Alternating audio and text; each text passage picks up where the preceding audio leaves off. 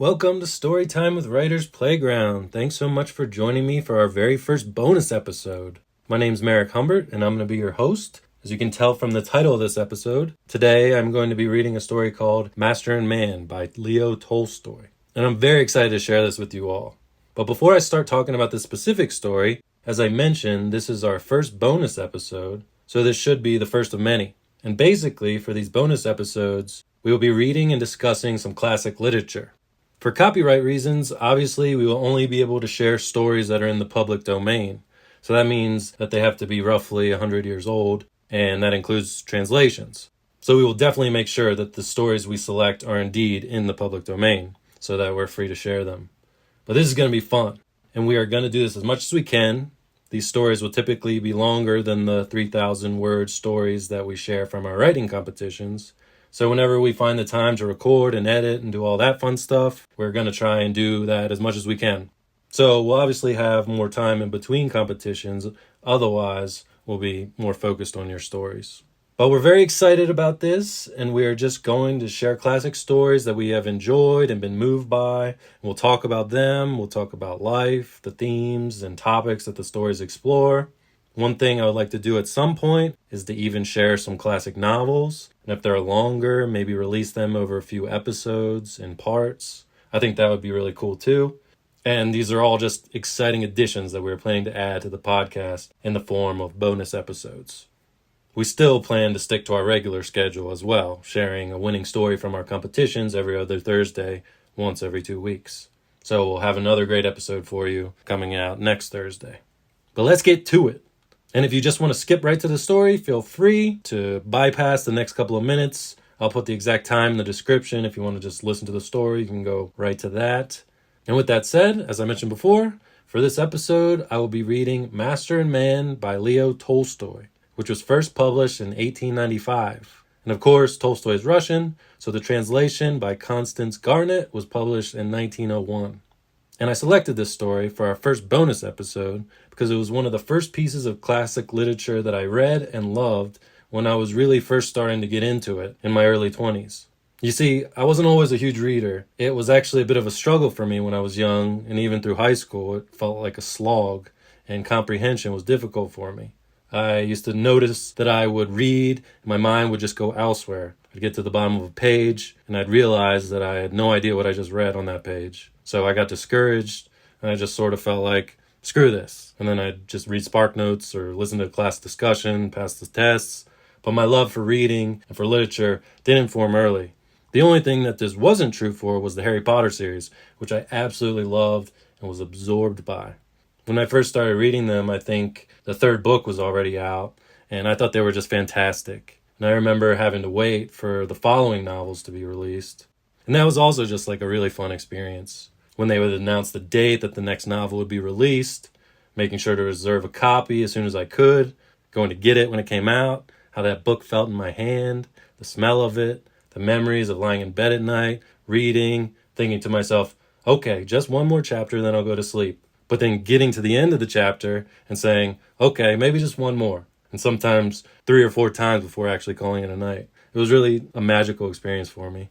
And memories that I have of reading all those novels and the excitement that came when books 4, 5, 6, and 7 were released, and then just loving them. They're incredible books. I'd recommend to anyone, any age. But I'm sorry, I digress. So I struggled a bit with reading when I was young, but I always loved stories and storytelling, which initially came in the form of film, and I tried to watch as much as I could from the contemporary to the classics. But then when I was in my early 20s, and I was still trying to find some direction in life, I really wanted to get into reading. I had a little more patience at this point, was a little more mature than I had been, but I wasn't really sure how or where to start. So I figured I would just go with some of the names that I had heard of. So for me, that was Scott Fitzgerald, Hemingway, Virginia Woolf, and a friend of mine who I worked with in a restaurant gave me a book that included Master and Man and The Death of Ivan Ilyich by Leo Tolstoy. And I really loved him. And that led me to read more of Tolstoy's work, as well as some other Russian authors. And anyway, so that's why I chose to read this story for you all today. It's one of the ones that sort of sent me on that journey when I was just finding my love for classic literature. And it was fun to return to this piece after all these years. So I'm just going to give you a very short bio for Tolstoy, and then we will get into today's story. So Leo Tolstoy is often regarded as one of the greatest and most influential authors of all time. And he is most famous for his epic masterpieces, War and Peace, as well as Anna Karenina. And of the two, I personally preferred Anna Karenina. I love that book. But they are definitely both excellent pieces of fiction and worth the read. So Tolstoy was born to a wealthy aristocratic family in 1828 in Russia, and he died in 1910 at the age of 82. And this means that he would have been 67 when today's story was first published in 1895. He was quite prolific and worked pretty much all the way up to his death. And much of his work is concerned with themes that explore class and Russian society at the time, as well as the human condition and concerns of love, morality, religion, purpose, just life in general, as well as death. Ultimately, I would just consider his work as realism. Now, I guess you could also consider it historical fiction, but of course, he was mostly writing about his contemporary society at the time. I guess War and Peace was set a little bit before his time. But anyway, if you're interested in history in that time period, I would definitely recommend. But one of the wonderful things about his work is how he explores the human condition in a way that is timeless and universal. You can relate to these characters hundreds of years later, which is why it's so terrific. I also wanted to talk about a few specific terms that are used in the story quite a bit. The first is what we call a verst, and a verst is a measure of distance, and I looked it up, and it's pretty close to 1 kilometer.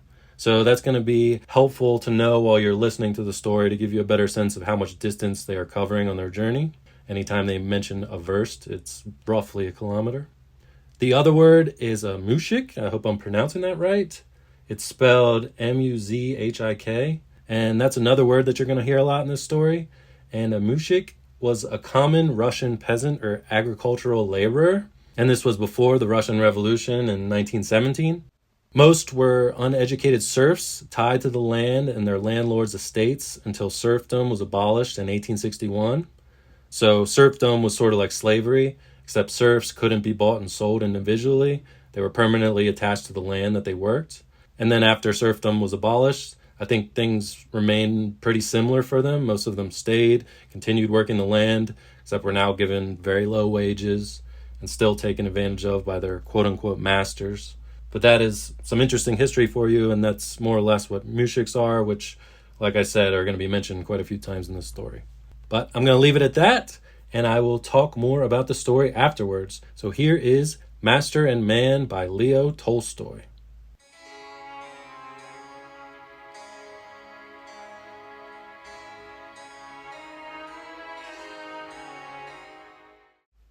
Master and Man by Leo Tolstoy.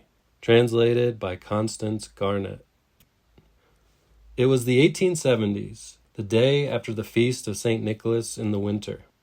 There had been a festival in the parish, and the church sexton, Vasily Andreevich Brekhanov, who was also a merchant of the Second Guild, had been forced to remain at home, since not only was his presence necessary at the church, but he had been receiving and entertaining some of his friends and relations. Now, however, the last of his guests had departed, and he was able to get himself ready to visit a neighboring landowner for the purpose of buying some timber for which he had long been in treaty. He was in a hurry to be off, lest rival buyers from the town should deprive him of this eligible bargain. The only reason why the young landowner had asked 10,000 rubles for the timber was that Vasily Andreevich had offered him 7, and 7 represented a third of its value. Perhaps Vasily might have gone on haggling still further, for the wood was in his own district, and there was a recognized agreement between the local merchants and himself that one merchant should not bid against another in the same district, were it not that he had heard that the government forest contractors were also thinking of coming to treat for the Govyachkinsky timber, and therefore he had better make up his mind to go at once and clinch the matter. So, as soon as ever the festival was over, he took 700 rubles of his own out of the strong-box, added to them 2,300 more out of the church funds which he had by him, making 3,000 in all, and counted them carefully. Then he placed them in his pocketbook and got ready to go. Nikita, the only one of Vasily's workmen who was not drunk that day, ran to put the horse in. Nikita was not drunk that day for the reason that he had formerly been a toper, but, after pawning his jacket and leather boots for drink during the flesh-eating days, had suddenly forsworn liquor altogether, and drunk nothing during the second month. Even on the present occasion he had kept his vow, in spite of the temptation of the liquor which had flowed in all directions during the first 2 days of the festival. He was a muzhik of about 50, and hailed from a neighboring village, where, however, it was said that he was not a householder, but had lived most of his life among strangers. Everywhere he was valued for his handiness, industry, and strength, as well as, still more, for his kindly, cheerful disposition. Yet he had never remained long in any one place, since twice a year or more he had been accustomed to get drunk, and at those times would not only pawn everything he possessed, but grow uproarious and quarrelsome as well. Vasily himself had dismissed him more than once, yet had always taken him on again, because of the store which he set by his honesty, care for animals, and, most important of all, cheapness. In fact, Vasily allowed Nikita a wage, not of 80 rubles a year, the true market value of such a workman, but of 40 only. Moreover, this wage was doled out irregularly and in driblets, as well as, for the most part, not in cash at all, but in the form of goods purchased at a high price from Vasily's own store. Nikita's wife Martha, a rugged dame who had once been good-looking, lived at home with their little lad and 2 girls, but never invited her husband to come and see her, since, in the first place, she had lived for the last 20 years with a cooper, originally a muzhik from a distant village, who had come to lodge in the hut, and, in the second, because, although she could do what she liked with her husband when he was sober, she dreaded him like fire when he was drunk. Once, for instance, when drunk at home, he had seized the occasion to avenge himself upon his wife for all his submissiveness to her when sober by breaking into her private box, possessing himself of her best clothes, laying all her gowns and other gewgaws upon the wood block, and chopping them into shreds with an axe. Yet all his earnings were handed over to Martha. Never once had he disputed this arrangement. In fact, only a couple days before the festival, she had driven over to Vasily's store and been supplied by him with white meal, tea, sugar, and a pint of vodka, to the value of 3 rubles, as well as with 5 rubles in cash, for all of which she had thanked Vasily as for a particular favor, although, as a matter of fact, Vasily was in Nikita's debt to the extent of at least 20 rubles. "What agreement need you and I make together?" Vasily had said to Nikita. "Take what you need as you earn it. I don't do business as other folks do. Keep my creditors waiting, and go in for detailed accounts and deductions and so on. You and I can trust one another. Only serve me well, and I shall never fail you." In saying this, Vasily really had believed that he was being good to Nikita, for he could speak so persuasively, and had always been so entirely supported in his decisions by his dependents, from Nikita upwards, that even he himself had come to feel comfortably persuaded that he was not cheating them, but actually benefiting them. Yes, I understand you, Vasily Andreitch," Nikita had replied. "I understand you perfectly well, and will serve and work for you as for my own father." Nevertheless, Nikita had not been ignorant that Vasily was cheating him. He had only felt that it would be no use his trying to get a detailed account out of his master, and that, in default of another place to go, he had better grin and bear it and take what he could get. So, when ordered to harness the horse, Nikita proceeded to the stable in his usual cheerful, good-natured manner, and with the usual easy stride of his rather waddling legs. There he took down from a peg the heavy headstall, with its straps and tassels, and rattling the bit against the side pieces, proceeded to the stall where the horse was standing which he was to get ready. "Oh ho! So you find time long, do you, my little beauty?" he said in reply to the low whinny of welcome which greeted him from the shapely, middle-sized, low-rumped, dark-brown stallion cob which was the sole occupant of the loose box. Nay, he went on. "You are in a hurry to be off, I dare say, but I must water you first." He always spoke to the animal as one might speak to a being capable of understanding human speech. Then, having wiped the sleek, through dusty and harness-galled back of the cob with a cloth, he adjusted the headstall to the handsome young head, pulled the ears and forehead tuft through, let down the halter, and led the animal out to drink. As soon as Brownie had picked his way gingerly out of the dung-heaped stall, he grew lively and threw up his heels, pretending that he wanted to kick Nikita as the latter trotted beside him to the water trough. Quiet then, you little rascal," exclaimed Nikita, though well aware that Brownie was taking good care to throw out his hind leg in such a manner as only to graze Nikita's greasy fur coat, not strike it direct, a trick which Nikita always admired. Having drunk his fill of cold water, the animal snorted as he stood twitching his strong, wet lips, from the hairs of which the bright, transparent drops kept dripping back into the trough. Then he stood motionless for an instant or two, as though engaged in thought, and then suddenly gave a loud neigh. "You don't want any more. You wouldn't get it even if you did, so you needn't ask for it," said Nikita, explaining his conduct to Brownie with absolute gravity and precision. Then he set off running back to the stable, holding the spirited young cob by the halter as the animal kicked and snorted all across the yard. None of the other workmen were about, only the cook's husband, who had come over for the festival from another village. "Go in, will you, my boy," said Nikita to this man, "and ask which sledge I am to get ready, the big one or the little one." The man disappeared into the house, which was iron-roofed and stood upon a raised foundation, and returned in a moment with a message that it was the little sledge which was to be used. Meanwhile, Nikita had slipped the collar over the cob's head and adjusted the brass-studded saddle-piece, and was now walking, with the light-painted doga in one hand and the end of the cob's halter in the other, towards the two sledges standing beneath the shed. "If the little sledge, then the little sledge," he remarked, and proceeded to back the clever little animal into the shafts, it pretending meanwhile to bite him, and with the other man's assistance to harness it to the vehicle.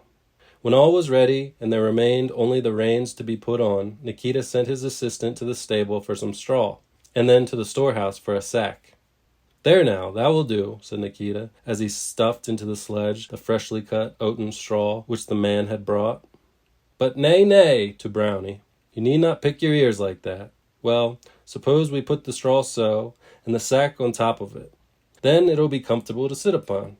And he suited the action to the words by tucking the edges of the sack under the straw disposed around the seat. "Thank you, my boy," he added to the cook's husband. 2 pairs of hands work quicker than one. After that he buckled the loose ends of the reins together, mounted the splashboard, and drove the good little steed, all impatient to be off, across the frozen dung of the yard to the entrance gates. "Uncle Mickit! Uncle Mickit!" came the shrill little voice of a 7-year-old boy from behind him, as the youngster ran hastily out of the porch into the yard. A youngster who was dressed in a short jacket of black fur, new white bast shoes, and a cozy cap. "Let me get up too," he implored, fastening his jacket as he ran. Well, come here then, my dear," said Nikita, pulling up. Then, seating his master's pale, thin little son behind him, he drove the boy, beaming with pleasure, out into the street. It was now 3 o'clock in the afternoon, and freezing hard, the thermometer registering only 10 degrees. Yet the weather was dull and gusty, and fully half the sky was covered by a low, dark bank of cloud. In the courtyard the air was still, but directly one stepped into the street outside, the wind became more noticeable, and the snow could be seen twirling itself about in wreaths as it was swept from the roof of a neighboring outbuilding into the corner near the bathhouse. Hardly had Nikita returned through the gates and turned the cob's head toward the steps when Vasily Andreitch, a cigarette between his lips and a sheepskin coat upon his shoulders, fastened tightly and low down with a belt, came out of the house door upon the high, snow-trampled flight of steps, making them creak loudly under his felt boots as he did so. Drawing the last whiff from his cigarette, he threw down the fag end and stamped it out. Then, puffing the smoke out of his mustache, he glanced at the cob as it re-entered the gates and began to turn out the corners of his coat collar in such a way that the fur should be next his face on either side. His face was clean-shaven, except for a mustache, and yet not liable to be fouled with his breath. "So you have managed it, you little monkey?" he exclaimed as he caught sight of his little boy seated in the sledge.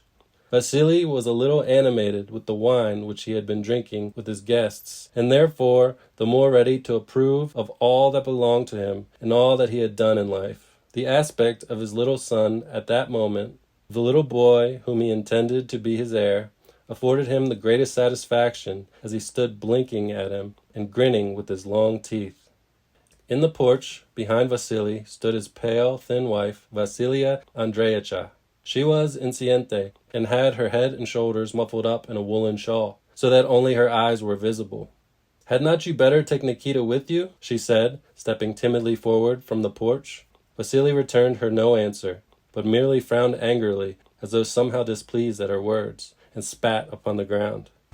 "You see, you will be traveling with money on you," she continued in the same anxious tone. "Besides, the weather might grow worse." "Don't I know the road, then, that I must needs have a guide with me?" burst out Vasily, with that unnatural stiffening of his lips, which marked his intercourse with buyers and sellers when he was particularly desirous of enunciating each syllable distinctly. "Yes, do take him, for heaven's sake, I implore you," repeated his wife, as she shifted her shawl to protect the other side of her face. "Goodness! Why, you stick to me like a bathing towel," cried Vasily. "Where can I find room for him on the sledge?" "I am quite ready to go," put in Nikita cheerfully. "Only someone else must feed the other horses while I am away," this last to his mistress. Yes, I will see to that, Nikita," she replied. "I will tell Simon to do it." "Then I am to go with you, Vasily Andreevich?" said Nikita expectantly. "Well, I suppose I must humor the good lady," answered Vasily. "Only, if you go, you'd better put on a rather better, not to say warmer, diplomatist uniform than that." And he smiled and winked one eye at Nikita's fur jacket, which, truth to tell, had holes under its two arms, down the back, and round the sides, besides being greasy, matted, shorn of hooks, and torn into strips round the edges. "Here, my good fellow, come and hold the cob, will you?" shouted Nikita across the yard to the cook's husband. No, let me do it," cried the little boy, drawing his small, red, frozen hands out of his pockets and catching hold of the chilly reins. "Don't be too long over your new uniform, please," said Vasily to Nikita with a grin. No, Vasily Andreevich, I shan't be a moment," protested Nikita, as he went shuffling hurriedly off in his old felt boots towards the servants' quarters across the yard. "Now then, my good Areninchka, give me my khalat from the stove. I am going with the master," shouted Nikita as he burst into the hut and seized his belt from a peg. The cook, who had been enjoying a good sleep after dinner and was now getting tea ready for her husband, greeted Nikita cheerfully, and catching the infection of his haste, began to bustle about as briskly as he himself. First she took from near the stove a shabby but well-aired cloth khalat and set about shaking and smoothing it out with all possible speed. "You are far more fit to go with the master than I am," he said to the cook, in accordance with his usual habit of saying something civil to everyone with whom he came in contact. Then, twisting about him the shabby, well-worn belt, he succeeded first in compressing his not over-prominent stomach and drawing the belt with a great effort over his fur coat. "There you are," he said, not to the cook, but to the belt, as he tucked its ends in. "You can't very well burst apart like that." Then, with a hoist and much heaving of the shoulders, he drew the cloth khalat over all, stretching its back well to give looseness in the arms, and patted it into place under the armpits. Finally, he took his mittens from a shelf. "Now," he said, "am I all right?" "But you have forgotten about your feet," cried the cook. "Those boots are awful." Nikita stopped as if struck by this. "Yes, perhaps I ought to he began, but changed his mind, and exclaiming, "No, he might go without me if I did. I have not far to walk," bolted off into the yard. "But won't you be cold in that khalat only, Nikita?" said his mistress, when he reached the sledge. "No, indeed. How should I? It is very warm," answered Nikita, as he disposed the straw over the forepart of the sledge in such a manner as would conceal his feet after he had mounted, and thrust the whip, not needed for so willing a steed, under the straw. Vasily had already taken his seat, his broad back, with its double covering of furs, filling almost the entire rear part of the sledge. Then, taking up the reins, he flicked the cob with them, while Nikita jumped into the forepart of the sledge just as it started, and sat leaning forward to the left and sticking out one leg.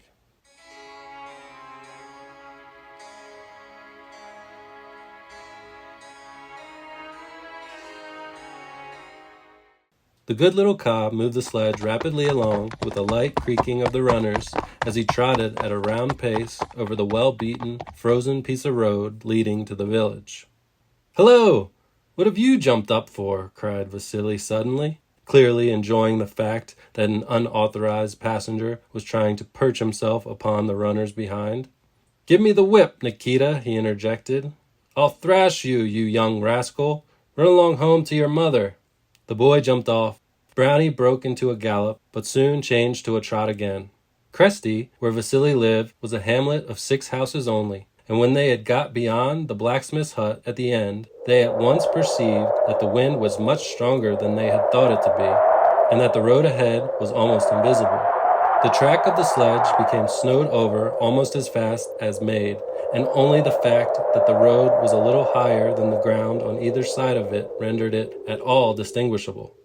The snow was whirling over the whole countryside and blotting out the horizon, while the Telyatinsky forest, generally clearly visible, now showed only as a dark mass looming at intervals through the snow dust. The wind was blowing from the left and kept turning Brownie's mane over his thick, fat neck and blowing his feathery tail, bound at the top in a plain knot across his flank. Owing to the wind, too, Nikita's tall coat collar, where he sat on the weather side of the sledge, kept pressing itself tightly against his cheeks and nose. "The cob can't get up much of a pace today. There's too much snow on the ground," said Vasily, who prided himself on the excellence of his steed. "Once I drove him to Pashutino in half an hour." "What did you say?" asked Nikita, whose tall coat collar had prevented him from hearing what was said. "I said that I have driven to Pashutino in half an hour," bawled Vasily. "That's something to boast of indeed. He's a good animal if there ever was one," commented Nikita, after which they kept silence for a while.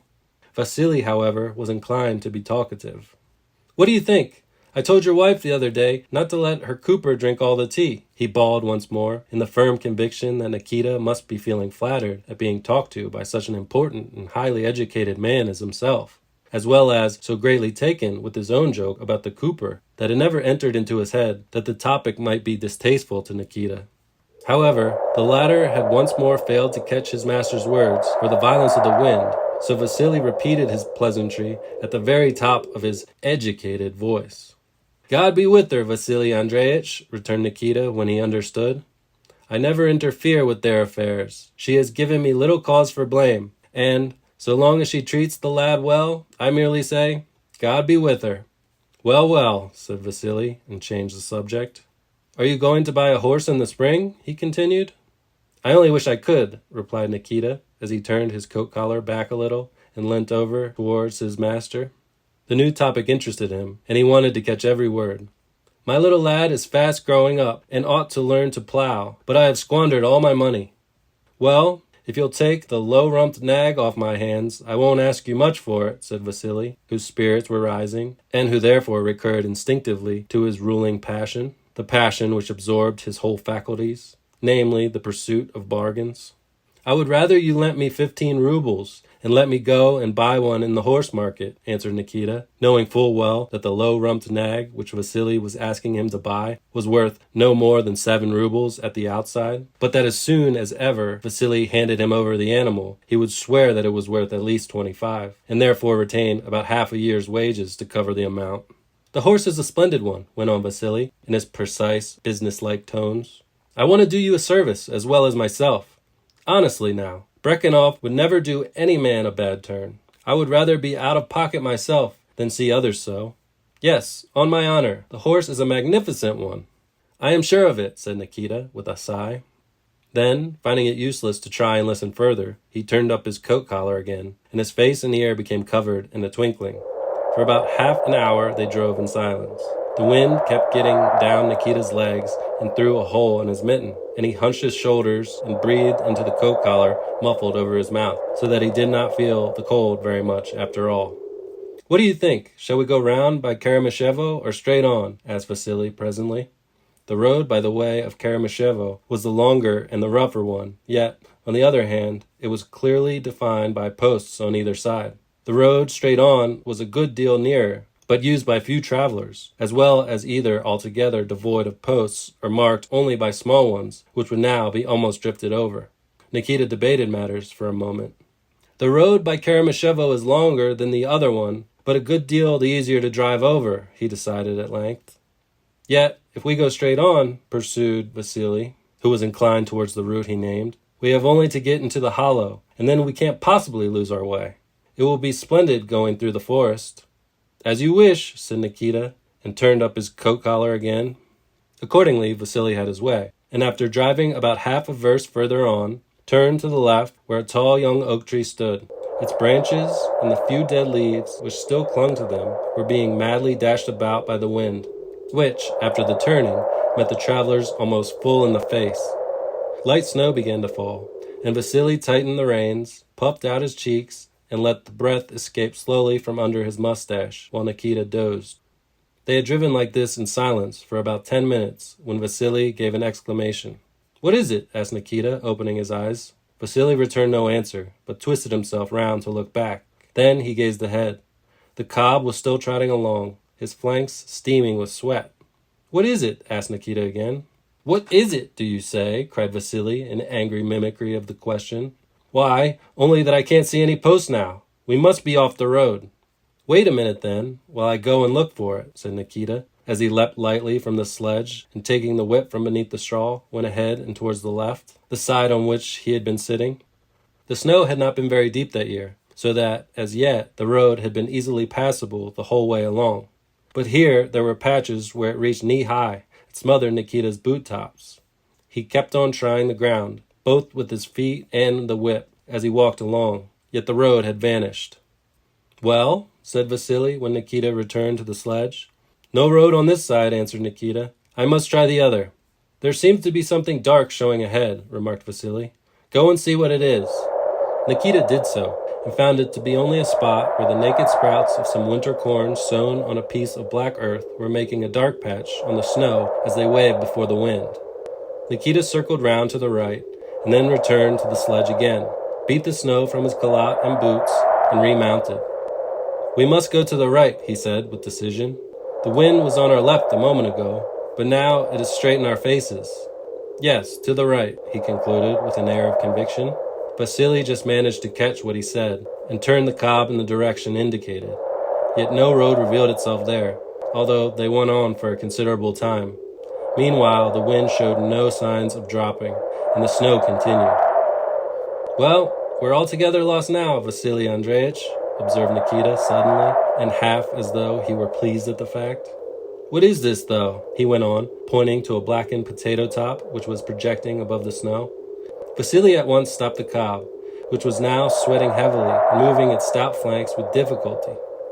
"Yes, what is it?" he echoed. "It means that we're on the Zakharovic estate.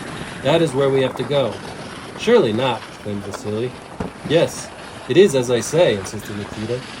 "You can tell, too, by the sound of the sledge runners that we are driving over a potato field. Look at the bits of potato tops which they have dragged off. Yes, these are the Zakharovic market gardens." "A fine place to get landed in," said Vasily. "Well, what is to be done now? We must keep on going to the right, and we shall be sure to come out somewhere or other," answered Nikita. "If we don't actually strike Zakharovic, we shall at all events come across some tenant's farm." Vasily assented, and drove the cob forward in the direction Nikita had advised. They proceeded thus for a considerable time, now coming upon bare grass, now upon rough patches of frozen ground, over which the sledge went grating loudly. Then, again, they would find themselves passing over stubble of winter or spring corn, with the dead straw or sticks of weeds projecting above the snow, and waving madly before the wind. More than once they found themselves laboring through deep, level, pure white drifts, with nothing whatever showing above the top. All the while the snowfall continued, and the snow dust whirled about the ground. The cob was evidently failing now, for his flanks were white and steaming with sweat, and he proceeded only at a foot's pace. Suddenly he stumbled, and then plunged forward into some ditch or gully. Vasily was for pulling up, but Nikita shouted to him, "Why stop? Go on, go on. We must get him out of this. Now then, my beauty. Now then, my pet," he went on to the cob encouragingly as he leapt from the sledge, only to stick fast in the ditch himself. However, the cob extricated himself presently and scrambled back onto the frozen ridge which lined the bank. Evidently, it was a ditch dug out by hand. "Where are we now?" queried Vasily. "We must find that out," answered Nikita. "Let us push on a bit, and we shall arrive somewhere." Isn't that the Goviaskinsky forest, surely? Said his master presently, pointing to something black looming through the snow ahead. It may be. We had better push on and find out, rejoined Nikita. As a matter of fact, he had already distinguished the oblong patches of some withered vine leaves showing against the blackness of the object in question, and knew, therefore, that it was more likely to be a habitation of some kind than a forest. Yet he hesitated to speak before he knew for certain. Sure enough, they had not proceeded more than 20 yards beyond the ditch when the tree showed up clearly before them, and some melancholy sound became audible. Nikita had guessed rightly. It was not a forest they had come to, but a row of tall vines, with a few withered leaves still quivering upon them. Evidently, they marked the trench of a threshing floor. Just as the travelers had almost reached these vines, and could tell that the melancholy sound arose from the wind sweeping through their rustling leaves, the cob took a sudden plunge upwards with his forehoofs, pulled up his hind quarters after them, turned to the left, and went on with the snow no longer reaching to his knees. It was the road again. Now we have reached it, exclaimed Nikita. But the Lord only knows where. The cob, however, never faltered, but went straight ahead along the snow-swept road, until, just as they had covered about 100 yards, there uprose before them the rectangular outlines of a wattled barn, with its roof piled with snow, and the snow dust blowing from it in clouds. Passing the barn, the road wound back into the wind a little, and they found themselves in a snowdrift. A short way further on could be seen an opening between two buildings, so that it was clear that the road lay through the snowdrift, and that the latter must be surmounted. Sure enough, they had no sooner accomplished this than they found themselves in a village street, in the nearest courtyard of which some frozen linen was hanging from a line and rustling distractedly in the wind. It comprised of 2 shirts, one of them white and the other one red, a pair of drawers, some leggings, and a petticoat, of which the white shirt was particularly abandoned in its antics as it waved its sleeves before the wind.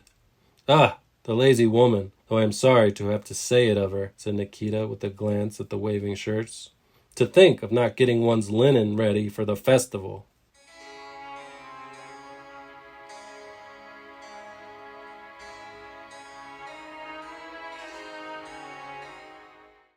The wind was as strong at the entrance to the street as it had been in the open country, and the roadway piled with snow. But in the middle of the hamlet, everything seemed warm and quiet and cheerful. A dog came barking out of a yard, while in another yard an old woman came running from somewhere, with her head swathed in a handkerchief, but stopped as she was making for the door of the hut, and stood for a moment on the threshold to gaze at the new arrivals. From the middle of the village came the sound of girls singing, and altogether there seemed to be less wind and cold and snow here than outside. Why, this must be Grishkino, said Vasily. It is, replied Nikita, and Grishkino it was. It turned out afterwards that they had left the road upon their right, and traveled some 8 versts at a tangent to their former direction, though still more or less in the direction of their proper goal. Yet Goviachkina was fully 5 versts from Grishkino. Halfway up the street, they encountered a tall man walking in the center of the roadway. "Who are you?" he cried as he stopped. Then, recognizing Vasily, he caught hold of one of the shafts, rested his hands upon it, and climbed to the seat of the sledge. It was a friend of Vasily's named Isai, known as the worst horse thief in the district. "Well, and whither is God taking you now?" said Isai, suffusing Nikita with the smell of vodka which he had been drinking. "We have been trying to get to Goviachkina." "What a way to take, then! You should have gone by Malakovo." "It's no good saying what we should have done when we didn't do it," retorted Vasily, as he pulled up the cob. "That is a good animal," remarked Isai, looking the cob over and passing his hand under the now drooping stump of its stout, knotted tail in his usual horsey manner.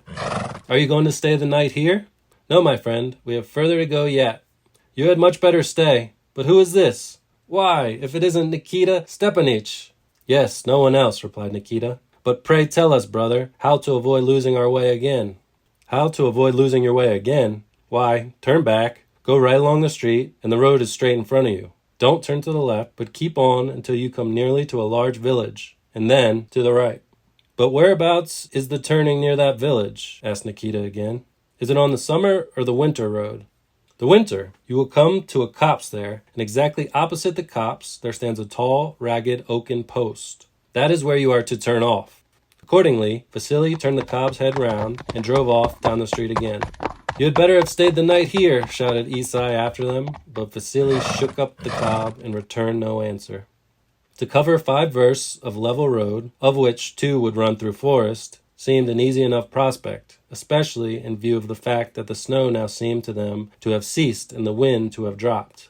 Passing from the street again, with its roadway trampled hard and showing black here and there with patches of fresh dung, they drove past the yard where the linen was hanging out to dry. The white shirt had now partly torn away from the line and was dangling by one frozen sleeve only, and went on until they came to the vine stalks with their quaintly murmuring leaves.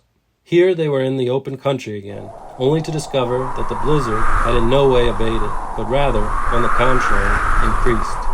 The road was drifted over ahead, and nothing but the posts alongside could keep them from leaving it. These posts too were difficult to distinguish, since the wind was head-on. Vasily knit his brows as he bent forward to watch for the posts, but gave the cob more rein than before, and trusted to its sagacity.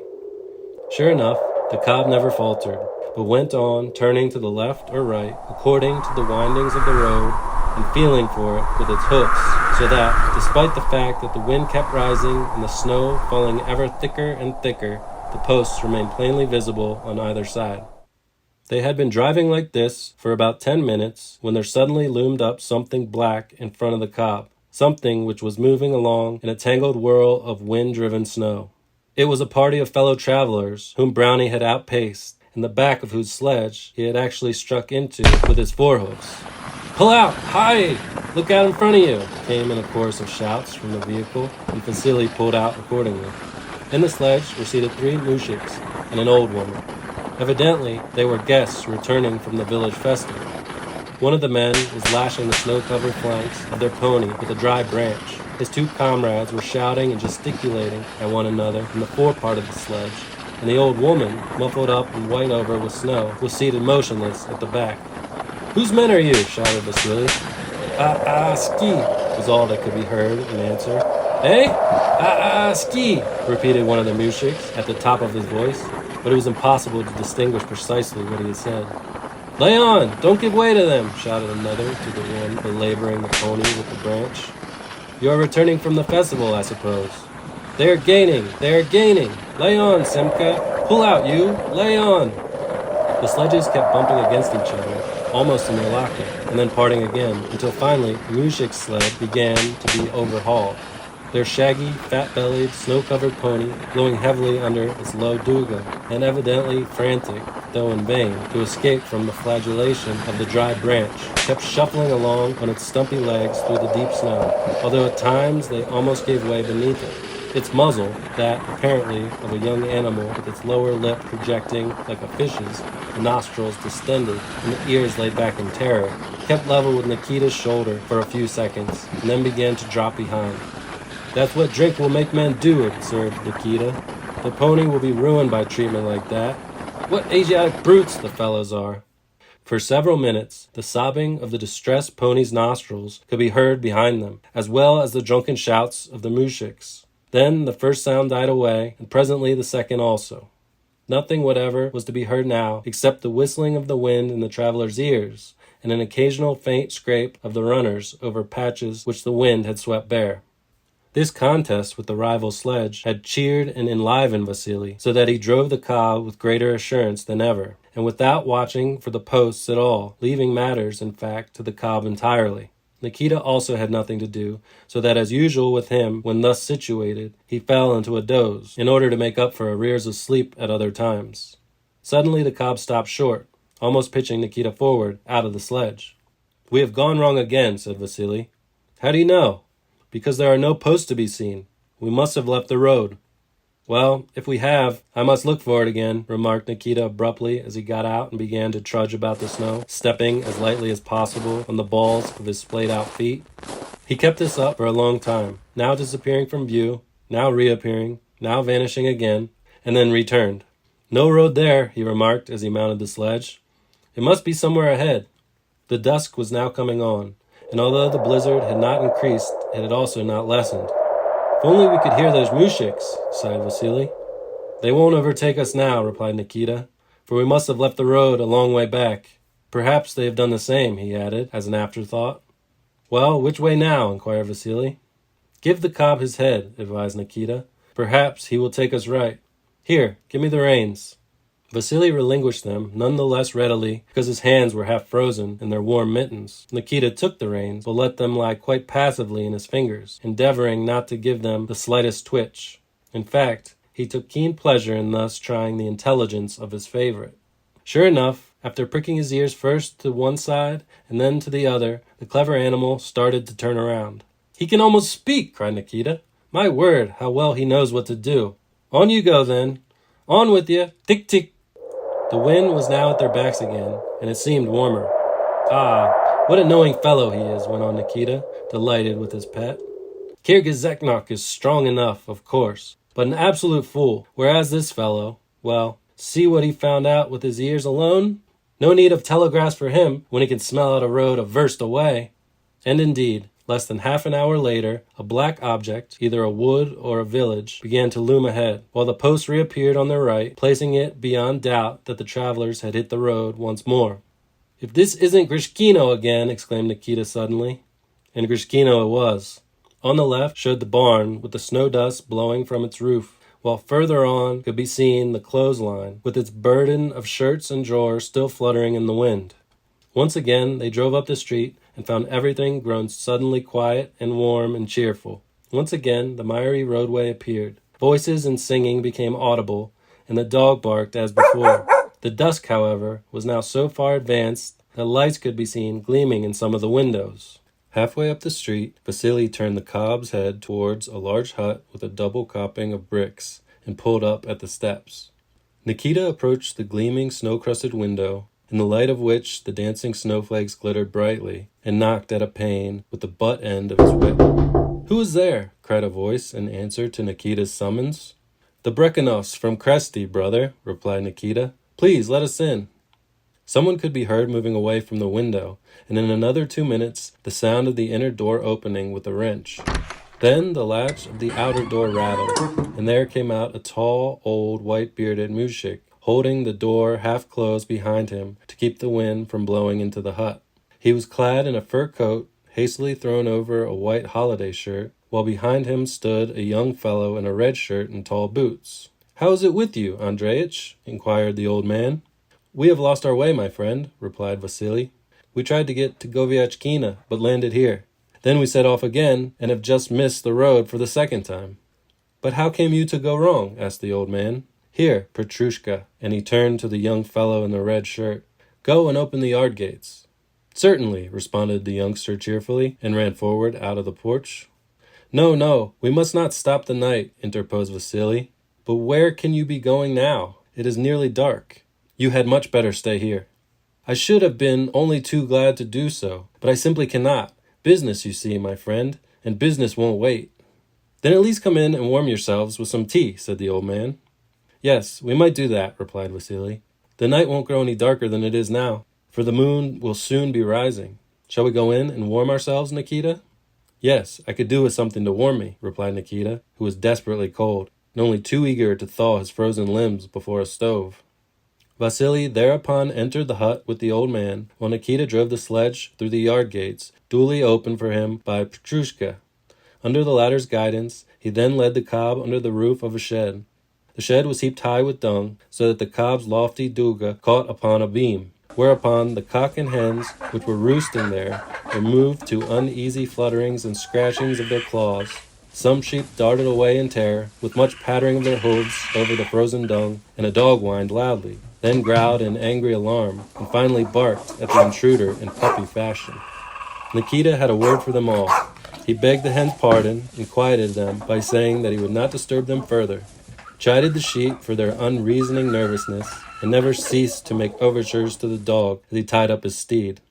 "We shall be all right now," he said, as he beat the snow from his clothes. "Hush, then! How he growls!" he added to the dog. "It is all right now. Quiet, then, stupid! Be quiet! You're only disturbing yourself for nothing. We are not thieves." "They are what we might call our 3 domestic counselors," remarked Petrushka, as he drew the sledge under the shed with his powerful hands. "Why counselors?" asked Nikita. "Because," said Petrushka with a smile, You will find it written in Paulson's book. When a thief is sneaking up to a house, the dog barks out in his own language, 'Wake up!' The cock sings out, 'Get up!' And the cat starts washing herself, meaning thereby to say, a guest is at hand, so let us be ready to receive him." Petrushka, it seemed, was of a literary turn, and knew by heart the only book which he possessed, some book or other by Paulson. He was particularly fond of it when he had a little to drink, as now, and would quote such extracts from it as might seem to him to fit the occasion. "That is just right," observed Nikita. "Yes, isn't it?" answered Petrushka. "But you are simply frozen. Shall I take you in to tea now, my boy?" "Yes, by all means," replied Nikita, and they crossed the yard to the hut door.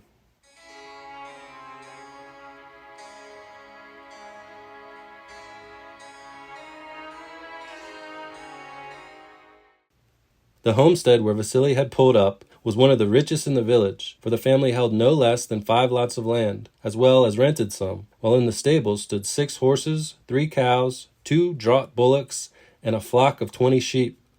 In all, there lived around the courtyard of the homestead 22 souls, namely, 4 married sons, 6 grandchildren, of whom 1, Petrushka, was married, 2 great-grandchildren, 3 orphans, and 4 daughters-in-law with their children. In addition to these, there were 2 sons employed as water carriers in Moscow, while a third was in the army. At the present moment, there were at home only the old man, his wife, the second of the married sons, the elder of the 2 sons who worked at Moscow, come over for the festival, the various wives and children, and a neighboring gossip. It was one of those rare households which are still to be found undivided, yet one in which there were already at work those deep-rooted internal dissensions which generally originate among the women of a family, and which would break up this family also in time. Over the table in the hut there hung a shaded lamp, throwing a clear light upon the crockery below, upon a bottle of vodka, and upon sundry viands, as well as over the clay walls of the room. In one corner, the corner beautiful, there hung some icons, with pictures on either side of them. In the place of honor at the table sat Vasily, stripped now to his black underjacket, and chewing his frozen mustache as he gazed round the hut at those about him with prominent, hawk-like eyes. Next to him sat the bald, white-bearded head of the family, dressed in a white shirt of home manufacture, while, further on, were the son who had come over from Moscow for the festival, straight-backed, square-shouldered, and wearing a similar shirt to his father's, but of finer material, a second square-shouldered son, the eldest of those living at home, and lastly the neighbor, a red-haired, lanky mushik. These mushiks had had their supper and vodka, and were just about to drink tea when the travelers arrived. Consequently, the samovar on the floor by the stove was already boiling. Near the stove, also, in shelf bunks could be seen various children, while the old woman, her face covered in every direction with fine wrinkles, furrowing even her lips, bustled about behind Vasily. As Nikita entered the hut, she was just taking her guest some vodka, which she had poured out into a tumbler of thick glass. "You must not refuse it, Vasily Andreitch," she said. "No, you really must not. You need something to refresh you. Drink it down, my dear sir." Nikita found himself greatly excited by the smell of vodka, especially now that he was so cold and hungry. He knit his brows and, shaking the snow from his hat and khalat, halted for a moment before the icons, with his eyes turned away from the company. He crossed himself 3 times and made a genuflection, after which he turned first to his host and saluted him, then to those present at the table, and then to the women standing by the stove. Finally, with the general greeting of, "A merry festival to you all," he started to take off his khalat, though still without looking at the table. "But you are frozen all over, my brother," cried the eldest brother, as he stared at Nikita's snow-caked eyes, beard, and face. For answer, Nikita divested himself of his khalat, shook it out, and hung it over the stove. After which he at length approached the table. Offered vodka, he had almost taken the glass and tilted the fragrant, shining liquor into his mouth, when he glanced at Vasily and remembered the pawned boots, as well as the cooper and the young son for whom he had promised to buy a horse in the spring. So he ended by declining the vodka with a sigh. "I would rather not drink it. I thank you humbly," he said, with knitted brows, seated himself on a bench by the window. "But why?" asked the eldest brother. "Because I would rather not. I would rather not," Nikita replied, without raising his eyes, as he squinted down at his short beard and mustache and thawed the icicles out of them. "It does not suit him," put in Vasily, smacking his lips over a cracknel washed down with vodka. "Well, give me the teapot then," said the kindly old woman. "I will get you some tea, for you must be frozen. Why are you so long with the samovar, my good woman? It is quite ready, retorted one of the younger ones, as she wiped the covered samovar with a napkin. Then, raising it with some difficulty, she came and plumped it down on the table. Meanwhile, Vasily had been relating how he and his companion had missed their way, wandered about, fallen in with the drunken moujiks, and twice returned to the village. His host marveled at the story, and then went on to explain how and where they had gone wrong, who the drunken mushniks had been, and the route which Vasily and Nikita must take when they set off again. Why, even a child could find the way as far as Molchanovka, said the neighbor. And once there, you only have to hit the turning near the village. You will see a copse there. To think that you never got so far. But hadn't you better stay the night here? Put in the old woman persuasively. The women shall get you a bed ready. Yes, do so, for if you were to get lost again, it might be a terrible business, added her husband. No, I really cannot, my good friend, replied Vasily. Business is business. Delay an hour, and you lose a year, he added, remembering the timber and the rival buyers who might forestall him. Shall we go now? This last to Nikita. Nikita returned no answer for a moment, and seemed absorbed in the task of thawing out his beard and mustache. At length he muttered gruffly, It would hardly do to get lost again, would it? As a matter of fact, he was gruff because he wanted the vodka so badly, and the only thing which would assuage that yearning of his was tea, which he had not yet been offered. But we need only to reach that turning, protested Vasily, and we simply can't lose our way afterwards. From there onwards, it will be all forest road. Well, it is for you to say, Vasily Andreitch, said Nikita, as he took the tumbler of tea now proffered him.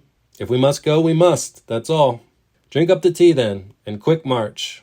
Nikita said no more, although he shook his head disapprovingly, but poured the tea out carefully into the saucer and began to warm his work-swollen fingers in the steam. Then, having bitten off a crumb from his lump of sugar, he bowed to his host and said, A good health to you all, and poured the grateful liquid down his throat. If only we had someone to guide us to the turning, sighed Vasily. That could be managed, said the eldest brother. Petrushka could harness a horse and go with you as far as that.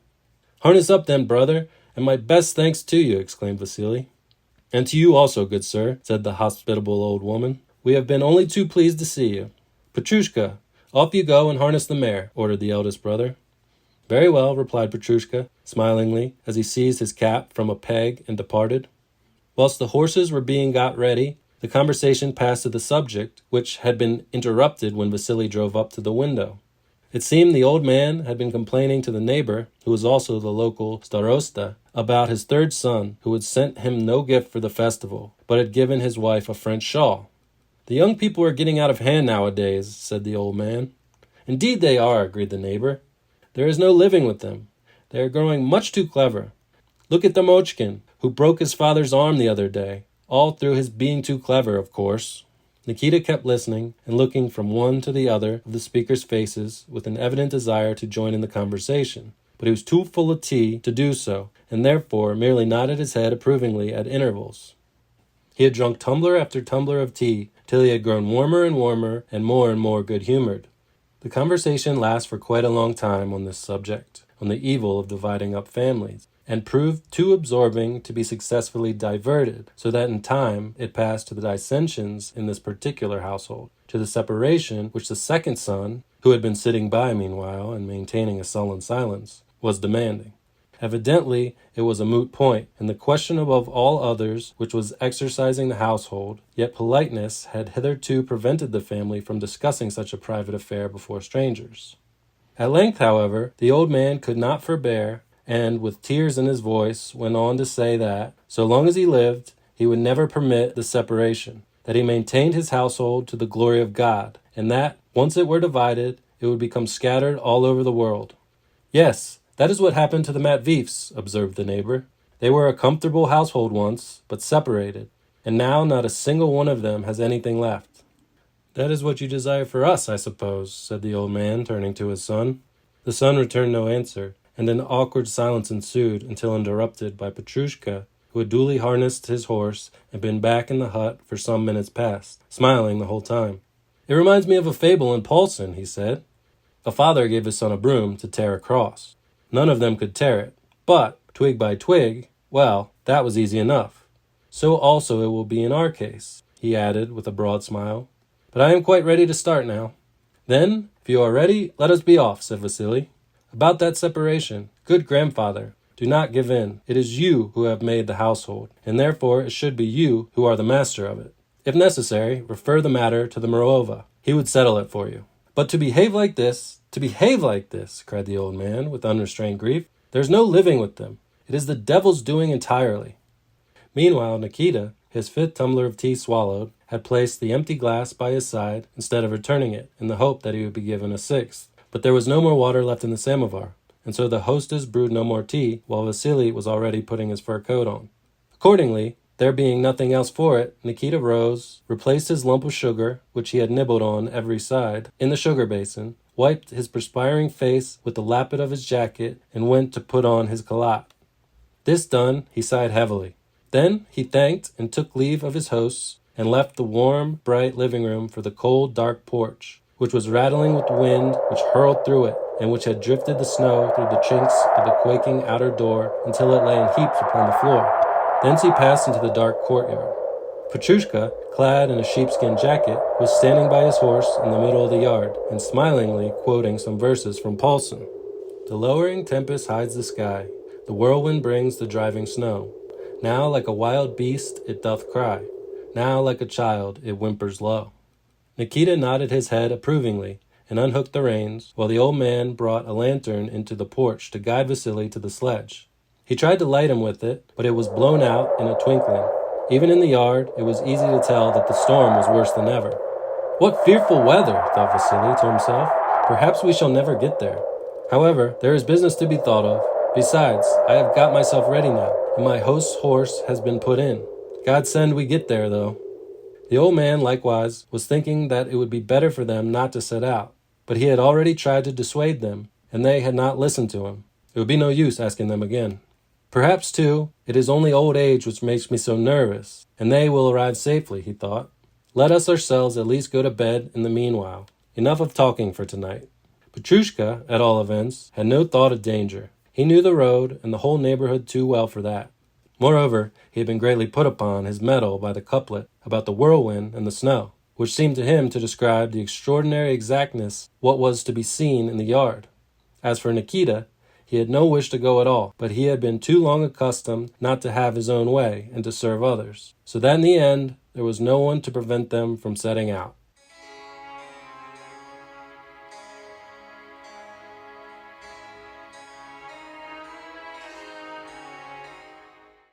Vasily walked through the porch, peered about in the darkness till he discerned where the sledge was, took the reins, and climbed in.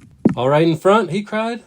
Petrushka, kneeling in his own sledge, started his horse, and Brownie, with a loud neigh as he scented the mare in front of him, dashed away after her. They issued thus into the village street, passed the outskirts, and took the same road as before, the road which ran past the yard with the frozen linen, although the linen was quite invisible now, past the barn heaped with snow, and from the gables of which a cloud of snow dust kept blowing, and past the bending vines with their mysterious murmurings and pipings. Then once more the travelers were launched upon a sea of snow, which raged both above and below them. The wind was so strong that when it was upon their flank and their wrappings filled before it, it actually careened the sledge to one side and threw the cob out of his stride. Petrushka kept shouting encouragement as he drove his stout mare ahead of them, while the cob followed her closely. After about 10 minutes driving, Petrushka turned aside and shouted something, but neither Vasily nor Nikita could tell what he said for the sound of the wind. They guessed, however, that they had reached the turning. Sure enough, Petrushka had wheeled to the right, and the wind, which had hitherto been chiefly on their flank, now met them full in the face, while something could be seen showing black through the snow on their right hand. It was the copse which marked the turning. "God go with you," cried Petrushka. Thank you, Petrushka." "The lowering tempest hides the sky," shouted the lad once more, and vanished. "Goodness, what a poetry spouter," remarked Vasily, as he started the cob again. "Yes, he is a fine young fellow, a real honest mushik," returned Nikita, and they went on. In order not to squander the warmth engendered by the tea which he had drunk in the hut, Nikita wrapped himself up well, hunched his shoulders until his short beard covered his throat, and sat perfectly silent. In front of him he could see the two dark lines of the shafts forever cheating his eye, and looking to him like the ruts of a beaten road, the cob's tossing flank and knotted, wind-blown tail, and further ahead, the animal's lofty duga, nodding head and neck, and disheveled mane. At intervals, posts would leap into sight, and he would know that the sledge was still keeping the road, and that there was nothing for him to do. Vasily held the reins loosely, leaving it to the cob to guide himself. Nevertheless, although Brownie had had a long rest in the village, he went unwillingly, and as though he would like to turn aside at any moment, so that Vasily frequently had to straighten him again. "There goes the post on the right. 2, 3, counted Vasily. "And there's the forest in the front," he went on to himself as he gazed at something showing dark ahead of them. However, what had seemed to him a forest proved to be only a bush. This they passed, and had covered another 50 yards or so, when behold, there was neither forest nor fourth post to be seen. "Never mind, we shall be at the forest in a moment," thought Vasily as, excited by the vodka and tea, he jerked the reins again instead of pulling up. The willing, docile animal obeyed, and, now at an amble, and now at a moderate trot, went whither he was driven, although he knew it was in the wrong direction. Another 10 minutes passed, and still there was no forest. "We have missed the road again!" exclaimed Vasily, at last pulling up. Without speaking, Nikita descended from the sledge, and after tucking up his khalat, which sometimes clung to him, and sometimes flapped up and down, according to the strength of the gusts of wind, began to flounder about over the snow. First he tried one side, and then the other, and thrice vanished altogether. At last, however, he returned and took the reins from Vasily's hands. "We must go towards the right," he said, brusquely and decisively, as he turned the cob in that direction. "Very well. If to the right, agreed Vasily, as he surrendered the reins and thrust his numbed hands up his sleeves. Nikita said nothing more, beyond crying, "Now do your best, my pet," to the cob. Nevertheless, the animal moved forward only at a foot's pace, in spite of all of Nikita's shaking of the reins. The snow was knee-deep in places, and the sledge moved through it in jerks with each stride of the animal. Presently, Nikita took up the whip, which had been hanging over the splashboard, and used it once, whereupon the good cob, unused to its lash, plunged forward and broke into a trot, only, however, to subside again into an alternative amble and walk. They proceeded thus for about 5 minutes. It was so dark, and there was such a swirl of snow both around them and on the ground, that it was scarcely possible for them even to see the cob's duga. Sometimes, indeed, it was almost as though the sledge were standing still, and the ground gliding backwards from it. Suddenly, the cob stopped short, as though he had scented something in front of him. Nikita threw down the reins and leaped lightly out, in order to go to the cob's head and see what he was jiving at. But hardly had he taken a single stride ahead of the animal, when his leg shot up and he rolled down some steep declivity. "Phew, phew, phew!" he kept exclaiming all the time as he was ascending and trying in vain to stop himself. But his course was only arrested when his legs plowed their way into a deep snowdrift at the bottom, while, shaken by his struggles, the drift overhanging the bank above him descended upon his head and crammed a large portion of its mass down the back of his neck. "What a one you are, then," said Nikita, reproachfully, both to the snowdrift and to the ravine, as he attempted to shake the snow out of his coat collar. "Nikita! Nikita!" came in a shout from Vasily above, but Nikita sent no answering call. He was too busy for that, for he was employing all his energies in shaking himself and searching for the whip, which had rolled away somewhere while he was shooting down the declivity.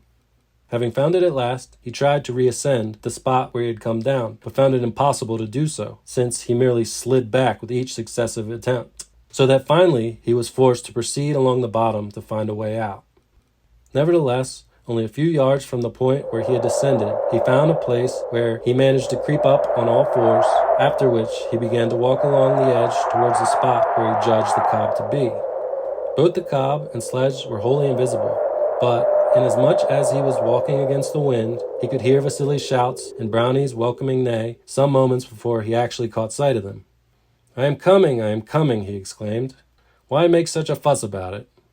It was not until he was almost upon the sledge that he was able to distinguish the cob, with Vasily standing beside it, the latter looming very large in the obscurity. "How the devil did you manage to lose yourself?" began his master angrily. "We must turn back and at least try to return to Grishkino." "I should be only too glad," retorted Nikita. "But which way are we to go? If we fall into this ravine, we might never get out of it again. I myself have just found it pretty hard to do so. Yet, we cannot stay here, can we? We must go somewhere," retorted Vasily.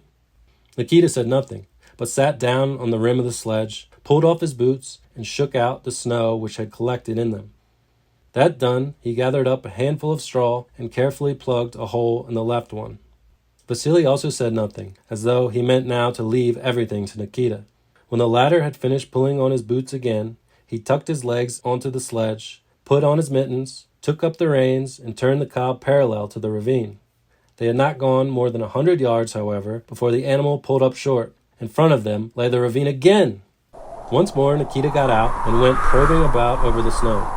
He was absent for some time, but at length reappeared on the opposite side of the sledge, to that which he had started from. "Are you there, Andreich?" he shouted. "Yes," replied Vasily. "Well, what now?" "There is no getting out this way. It is too dark, and there are too many ravines about. We must try driving back against the wind." After doing so for a little while, they stopped, and Nikita once more alighted and went creeping about over the snow. Then he remounted, but only to alight again almost immediately, until at length he came to a halt by the sledge in a perfectly breathless condition. "Well, what?" inquired Vasily. "Only that I am fairly done, and the cob nearly so too. What are we to do then?" "Wait a minute." Nikita departed again, but returned in a moment or two. "Keep close behind me," he cried as he walked on before the cob. Vasily had now ceased to give orders, but humbly obeyed Nikita's directions. "This way, after me," cried the latter again, as he turned sharply to the right and, taking Brownie by the lead, led him downwards toward a snowdrift. The cob held back at first, and then made a plunge forward as though to leap the snowdrift. Failing in the attempt, he sank in up to the collar.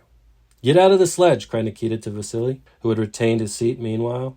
Then, grasping one of the shafts, he exerted all his strength to help the cob to drag the sledge out of the drift. "Pull, my pet," he cried to Brownie. "One good pull and the thing is done. Now, now! Just one good pull!" The cob made a brave effort, and yet another, but failing to extricate himself, settled down as though to reflect upon the situation.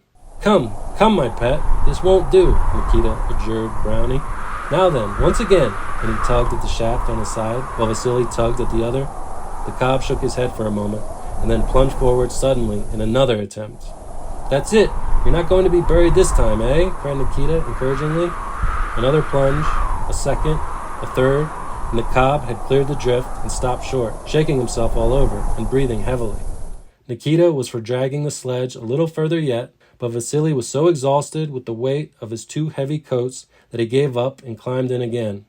"Let me rest a minute," he said, as he loosened the handkerchief which he had wound round his coat collar before leaving the village. "Very well, there is no great hurry," returned Nikita. "Sit still, and I will lead the cob." Accordingly, Vasily remained in the sledge, while Nikita led the animal forward about 10 yards, down a slope, and then up again a little way, and finally came to a halt. The spot where he had done so was not actually in the ravine itself, where the snow blowing off the hillocks and accumulating might have buried them entirely, but in a spot partly sheltered by the lee side of the ravine. Occasionally the wind seemed to drop a little, but it was not for long, whilst, as if to make up for such lulls, the blizzard would increase tenfold after they were over, and tear and swirl around the travelers more cruelly than ever. One of these violent gusts struck the sledge just as Vasily was descending from it to go and take counsel with Nikita as to what they should do next, with the result that they could only cower down without speaking until the fury of the squall was spent. As for Brownie, he flattened his ears and shook his head in disgust. When the squall had abated a little, Nikita took off his mittens, tucked them into his belt, blew upon his hands, and set to work to unfasten the bow rein from the duga. "Why are you doing that?" asked Vasily. "Because there's nothing else to be done," replied Nikita, though half apologetically. "I am absolutely tired out now." "Then aren't we going to try and get any further?" "No, for we are only exhausting the cob for nothing," said Nikita, pointing to the animal where it stood patiently waiting for what might be required of it, yet scarcely able to hold itself upright on its stout, sweat-belathered flanks. "Brownie is willing enough, but he can hardly stand on his legs. There's nothing for it but to spend the night here." Nikita said this as if he were proposing to put up in an inn-yard, and went on, unfastening the collar thong until the two clasps of the collar fell apart. "But we shall freeze to death here," cried Vasily. "Well, what if we do? It cannot be helped," was all that Nikita vouchsafed to reply.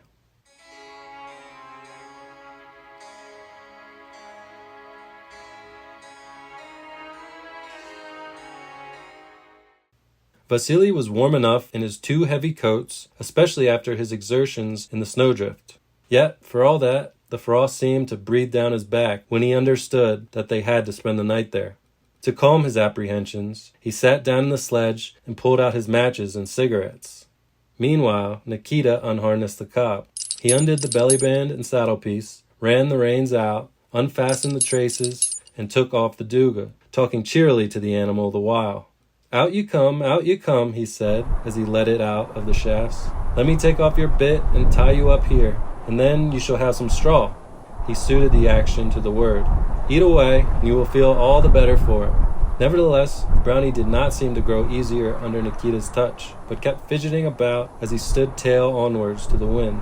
Every moment, he would shift his legs, press up to the sledge, and rub his head against Nikita's sleeve.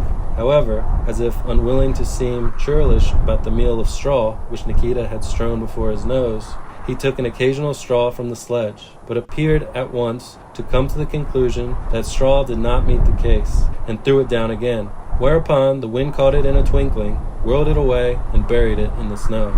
Suppose we make a signal of distress, said Nikita presently. He turned the sledge a little towards the wind, tied the shafts together with the belly band, turned them up, and rested them against the splashboard. Now, if anyone passes this way, they will be able to see us by the shafts, and come and dig us out. I learnt that trick from the old people, and he clapped his mittens together and put them on. Meanwhile, Vasily had unhooked his fur coat and made a shelter of its skirts. Then he struck match after match against the steel matchbox, but his hands were shaking so violently with the cold that each successive match either failed to light at all or was blown out by the wind as he was in the act of lifting it to his cigarette. At length a match did flare up properly, illuminating for a brief second the pelt of his fur coat, his hand with the gold ring on its curved index finger, and the snow-covered straw which projected from under the sacking. The cigarette lighted, he drew a couple of greedy whiffs, swallowed the smoke, and puffed it out again through his mustache.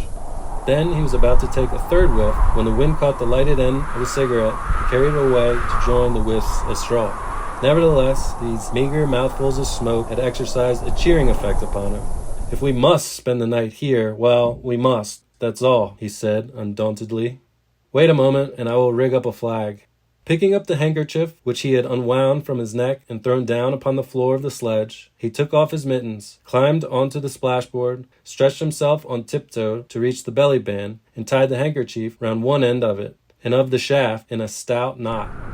The handkerchief at once began to wave wildly, now clinging to the shaft, now suddenly filling out again and straining at the knot as its folds cracked in the wind. "It's not that clever of me," said Vasily, as he stepped down again, much pleased with his handiwork. "Now, if we could lie together, that would be the warmest way, but I'm afraid that there isn't room for both of us." "Never mind, I will find a place for myself," answered Nikita. "Only, I must cover the cob over first, for he has been sweating a lot and is tired out. Wait a minute," and, diving into the sledge, he dragged the sacking from under Vasily. Possessed of this, he folded it down, and, removing the saddle piece and crupper from Brownie's back, covered him over. "You will be warmer like this, little fool," he said, as he replaced the saddle piece and crupper. "And now," he added to Vasily, "I will take the apron if you don't want it tonight. Give me some straw, too." And thus, taking one thing and another from beneath Vasily, he went to the back of the sledge, dug a hole in the snow there, and lined it with straw. Then he pulled his cap over his eyes, wrapped his calotte about him with the apron over all, and squatted down upon the straw with his back resting against the bark tailboard of the sledge, that it might protect him from the wind and snow. Vasily shook his head in disapproval of Nikita's proceedings. It was contrary to his habit to encourage the peasantry in their rude, uncouth ways, and then set about making his own preparations for the night. First of all, he smoothed out what straw was left in the sledge, patting it a little thicker where his thigh bone was to rest. Then he pulled on his mittens and lay down with his head in one of the corners near the splashboard, that the latter might protect him from the wind. Somehow he did not feel sleepy, but lay thinking. He thought chiefly of one thing which constituted his whole pride, ideal, aim, and joy in life, namely, the making of money, and yet more money. He thought of the means by which certain acquaintances of his had made their money, how they were using it, and the means by which he, like they, might make a great deal more than he already possessed. The purchase of the Govyachinsky forest seemed to him a matter of vast importance, since out of this forest he hoped to make, at one stroke, a sum, possibly, of 10,000 rubles. He mentally reckoned up the value of the timber which he had viewed in the autumn, and on the basis of the 2 desiatins he had then inspected, went on to calculate the whole. The oak wood will do for sledge runners if cut up, and for beams as they stand, he said to himself. And after they are felled, there should be left about 30 sazens of firewood to the desiatin. Thus calculating, he could see that the total value of the forest worked out at about 12,000 rubles, but could not reckon to an exact figure in the absence of tables. All the same, he went on, I am not going to give even so much as 10,000 for it, only 8,000, and that's subject to deductions for open spaces. I will grease the surveyor's palm with 100 rubles, or perhaps 150, and he will measure me off the clearings at least 5 desiatins. Yes, the owner will be glad to let the forest go at 8,000 rubles. I have 3,000 ready for him here, thought Vasily as he felt for his pocketbook with the inside of his forearm, and that should melt him. How on earth we came to miss that turning, God only knows. There must be a forest and a forest keeper somewhere about there. His dog ought to have heard us. The cursed brutes never bark when they're wanted to. He turned back his coat collar from his ear and listened. Nothing was to be heard but the whistling of the wind, the rustling and cracking of the handkerchief on the shafts, and the swish of the snow as it lashed the bark sides of the sledge. He covered his ear over again. If only I had known that we should have to spend the night here, he thought. Well, we shall get there tomorrow all the same. It will only mean 1 day lost. Besides, those other fellows wouldn't come either, not in such weather. Suddenly he remembered that on the 9th of the month he was to be paid some money for wethers by the butcher. I ought to be back by then to receive it. He couldn't take me in over the price, whereas my wife doesn't in the least know how to bargain. In fact, she doesn't understand how to talk to anyone, he went on as he remembered her failure to make conversation to the Stanovoy, who had been one of their guests of yesterday for the festival. She is a woman, that is the long and short of it. Moreover, what had she ever done before I married her? Her father was only a well-to-do mushik, a shabby little farm, that was all his property. But what have I not acquired in 15 years? A store, 2 taverns, a mill, a granary, 2 rented holdings, and an in-roof villa and warehouse combined. He swelled with pride. Rather different to her father, I think. In fact, who is the chief man in the district today? Why, Vasily Brekhanov, of course. And why so, he continued presently. Because I devote my whole attention to business and work hard, not like some people who lie abed and play the fool. I don't sleep whole nights away. No, blizzard or no blizzard, out I go if necessary, and my business gets done. They think me a fool and laugh at my money-making, but never mind, Vasily. Go on working hard, even if it makes your head ache. If necessary, spend the night in the open like this, rather than lose time. Never mind if you cannot sleep either. To be able to think such thoughts is a pillow in itself, he concluded proudly. Some people seem to think that riches come to one by chance. Pooh! There is only one Mironov in a million. No, work hard, and God will give you the rest. If only He give you health and strength, that alone should be sufficient. And the mere thought that he might one day become such a millionaire as Mironov, who had risen from nothing, so fired Vasily with ecstasy that he yearned to have someone to speak to. Yet there was no one. But once he could win to Govyachkina, he would have a landowner to speak to, and to bamboozle as well. Good heavens, how it blows, he continued, as he listened to a squall of wind, which was beating against the splashboard and bending it inwards as it lashed the bark planking with snow. It is drifting the snow so much that perhaps we shall never get out in the morning. Nothing could be seen in the white swirl of obscurity but Brownie's dark head and tail and the sack covering his back. At intervals, the wind would toss the corners of the sack aloft, while in front and behind, and on either side of the sledge, whirled the same uniform mass of whiteness, now lightening a little, now suddenly becoming denser. I was a fool ever to have listened to Nikita, he thought. We ought to have gone on again, and we should have landed somewhere. We might have reached Grishkino again, and been able to put up at Taras's place after all. Yet here we have to stick all night. What is the good of that? God gives to those who help themselves, but not to loafers, sluggards, and fools. I must try smoking again. He sat up, got out a cigarette, and then rolled over on his stomach to shield the flame of the match from the wind with the flap of his coat. Yet the wind found an entry somehow, and blew out the matches, one by one. At length he contrived to keep one alight, and started smoking. He felt greatly pleased with his success, and although the wind got more of the smoke than he did, he managed to draw 3 whiffs and was cheered by them. He rolled himself back into a sitting posture, wrapped himself up again, and started once more to think over and consider matters, until suddenly, and without warning, he lost consciousness and went off into a doze. All at once, something seemed to jostle him, and he awoke. It might have been Brownie pulling away straw from beneath him, or it might have been the result of some internal disturbance. But at all events, he awoke, and with his heart beating so fast and so furiously that the very sledge seemed to be shaking under him, he opened his eyes. The scene around him appeared exactly the same, except that it seemed lighter. It must be the dawn, he thought to himself. It will soon be morning now. Then, all at once, he remembered the fact of its getting lighter could only mean that the moon was rising. He raised himself again and looked at the cob. Brownie was standing with his hindquarters to the wind and shaking all over.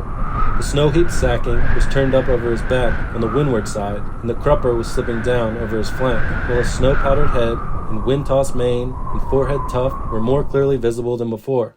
As for Nikita, he was still squatting in the same position as when he had first sat down, with his feet and the apron with which he had covered his head all piled with snow.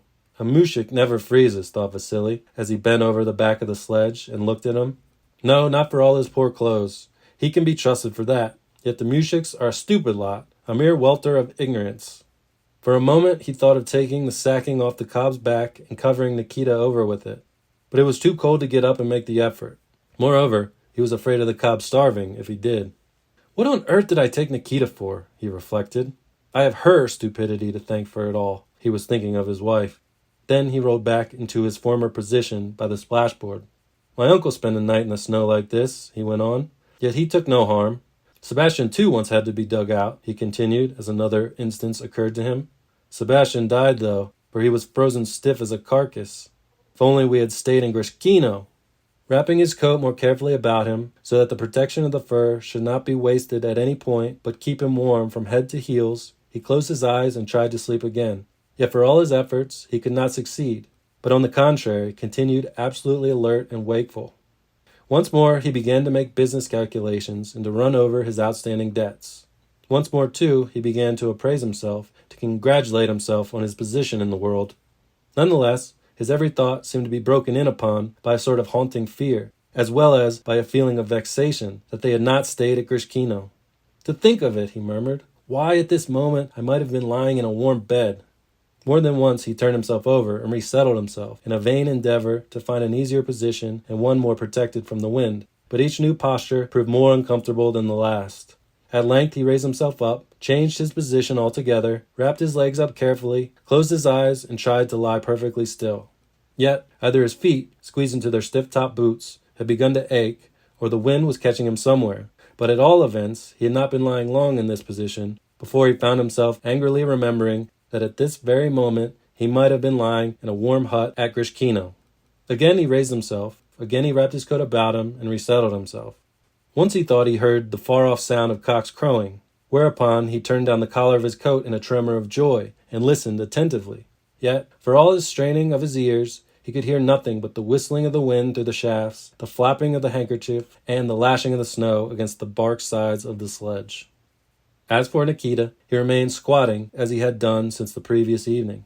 Never once had he stirred, nor returned any answer to Vasily's shouts, although the latter had called to him more than once. He seems to have no difficulty in sleeping, thought Vasily, with irritation, as he leant over the back of the sledge and looked at the snow-covered Nikita. In all, Vasily must have got up and lain down again at least 20 times. It seemed to him as if the night would never end. Surely it must be nearly morning now, he thought once as he raised himself and glanced about him. How would it be to look at my watch? But no, I might get frozen if I unhook my coat. Yet, once I knew that it was drawing towards morning, things would seem better, and we would set about harnessing the cob. In the depths of his soul, however, Vasily knew quite well that it could not be near morning yet. The truth was that his previous panic was increasing to such an extent that he wished both to verify his supposition and to deceive himself. In the end, he finished by carefully unhooking his fur coat, thrusting his hands in, and groping about till he dug down to his waistcoat. A further series of efforts enabled him to draw out his silver watch with its enameled chasing of flowers. Then he tried to look at it, but nothing could be seen without a light. Once more he lay down upon his elbows and stomach, as he had done when getting ready to smoke, pulled out his matches, and set about striking one. By this time he had grown more expert at the business, and, feeling for the match with the largest head of sulphur, he contrived to light it at the first attempt. Then, thrusting the dial of the watch under the light, he looked at it, and could hardly believe his eyes. It was only 10 minutes past 1! The whole night lay before him. "Oh, the long, long night," he groaned, feeling as though the frost were striking down his back already. Then, hooking his coat up again and wrapping it about him, he sat back in the corner of the sledge and prepared to wait with what patience he might. Suddenly, above the monotonous wail of the wind, he heard a new sound, a sound made by some living creature. It grew steadily louder, attained its maximum, and began to steadily die away again. There could be no doubt what it was. It was a wolf. Nor was the beast so far off that the wind could down the gradations of tone in its howl as it moved its jaws from side to side. Vasily put back his coat collar from his ear and listened strainedly. Brownie was doing the same, his ears sharply pricked, and when the howl ceased, he changed his legs and snorted uneasily. After this, Vasily found it more than ever impossible to sleep, found it impossible to steady his nerves for a moment. The more he tried to think of his business affairs and accounts, his reputation, dignity, and wealth, the more did terror begin to master him. While, above all other thoughts, and yet mixed up with them, floated the persistent question, why did we not stop the night at Grichkino? God be with that landowner in his forest, he thought to himself. Yet I wish I had never come across either of them. To have to spend the night here? They say that men who have been drinking always freeze readily, and I have been drinking tonight. Listening thus to his own suggestions, he could feel himself beginning to tremble, though he hardly knew why, whether from the cold, that is to say, or from fear. He tried to cover himself up and lie down as before, but found this impossible. He could not remain still, even for a second, but felt as if he must be up and doing something to stifle the terror which was rising in him, and against which he felt himself powerless. He got out his matches and cigarettes once more, but of the former there remained but 3, and they of the sorriest kind. Indeed, all of them fizzled out without lighting when struck. "The devil take you, you cursed bit of rubbish! Go and be hanged to you," he burst out, though hardly knowing what it was that he was swearing at, as he hurled the battered cigarette away. The matchbox was about to follow it. Then he stayed his hand and thrust the box into his pocket. Such a fit of restlessness now seized upon him that he could stay no longer where he was. Leaping from the sledge and standing with his back to the wind, he began lowering and tightening up his belt again. "Why should we lie here, waiting for death to come?" he exclaimed, as a new idea suddenly struck him. "Why not mount the cob and ride away? With only a man on his back, he would never stick fast." Then he thought of Nikita. "Oh, but it would be nothing to him to die," he went on. "What can his life matter to him? He has nothing much to lose with it, whereas I have much to gain with mine." So he untied the cob, threw the halter over its neck, and tried to mount, but his fur coat and boots weighed him down, and he slipped back every time. Then he climbed onto the sledge and tried to mount from there, but the sledge kept rocking under his weight, and he failed again. At length, and for the 3rd time, he drew the cob close to the sledge, balanced himself cautiously on the rim, and succeeded so far as to find himself stretched face downward athwart the animal's back. Lying thus, he wriggled himself forward once or twice until he had got his leg over and seated himself, his toes resting in the trace loops of the saddle piece. But the jolting of the sledge, as it shook under Vasily's weight, had awakened Nikita, who now raised himself and seemed to Vasily to be saying something. "Look here, you fool," shouted Vasily. "It's all through you that we have gotten into this plight. Got into it for nothing, too." And, tucking the flapping skirts of his gray coat beneath his knees, he turned the cob round and rode away from the sledge in the direction where he thought the forest and the forest keeper's lodge must be.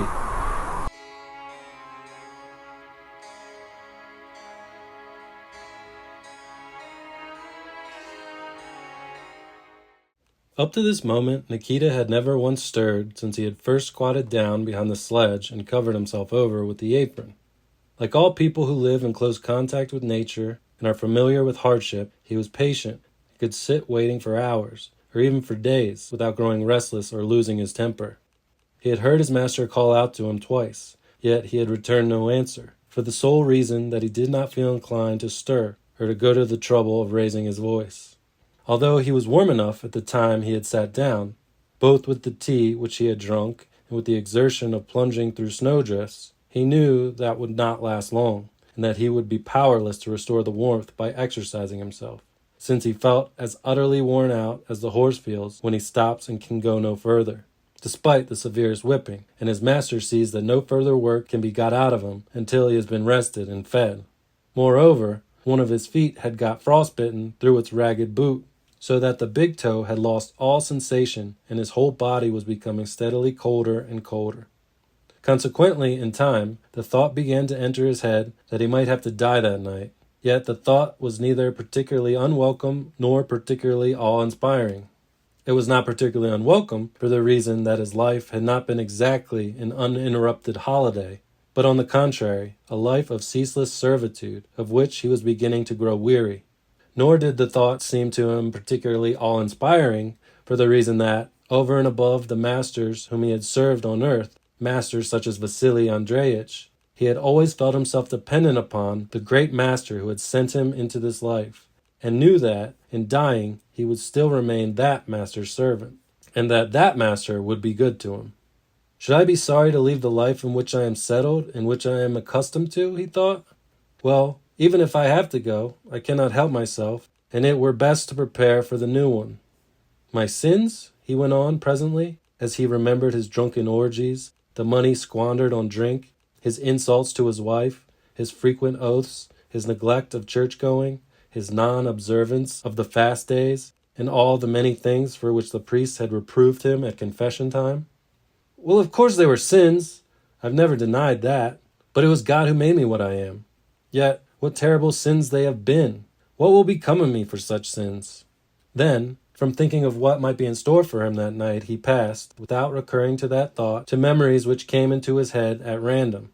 He thought of Martha's arrival, of the workmen's carouse, of his refusal to share their liquor, of the present expedition, of Taras's hut, of the talk about family separations, of his little lad, of Brownie, now doubtless growing warm under his sacking, and of the master who was making the sledge creak above him as he tossed and turned. Well, I had plenty of tea to drink there, and was tired, he thought. I had no wish to start out again. I had no wish to leave such good living to come and die in this hole. Yet he wished otherwise. Then all these memories swam together and jumbled themselves up in his head, and he went off into a doze. From this doze, he was awakened by Vasily shaking the sledge as he mounted the cob, shaking it so violently that it stewed right around and struck Nikita in the back with one of its runners, forcing him, willy-nilly, to shift his position. Stretching out his legs with some difficulty, sweeping the snow off them, he raised himself a little, and at once felt a pang shoot through his body. Understanding at the first glance what Vasily intended to do, he begged him to leave the sacking behind, since the cob no longer needed it, and he would make an additional covering for himself. He shouted to Vasily to that effect, but the latter disappeared in the snow dust without heeding him. Left alone, Nikita considered what he had better do. He felt that he had not sufficient strength also to go in search of a human habitation, while it was impossible for him to resume his old seat, since the snow had filled up the hole already. Even if he got into the sledge, things would not mend, for he had no extra covering, and his calotte and fur jacket no longer kept him warm. He could not have felt colder if he had been clad only in a shirt. The situation was becoming one of positive agony. "Little Father, our little Father in heaven," he cried aloud, and the knowledge that he was not alone, but that there was one who could hear him and would never abandon him, brought him comfort. He drew a deep sigh, and with the apron still covering his head, crept into the sledge and lay down where his master had been. Even there, however, he could not grow warm. At first he kept shivering all over. Then the shivering fit passed away, and he began to lose consciousness. He might have been dead or asleep for all he could tell, yet felt prepared for either eventuality.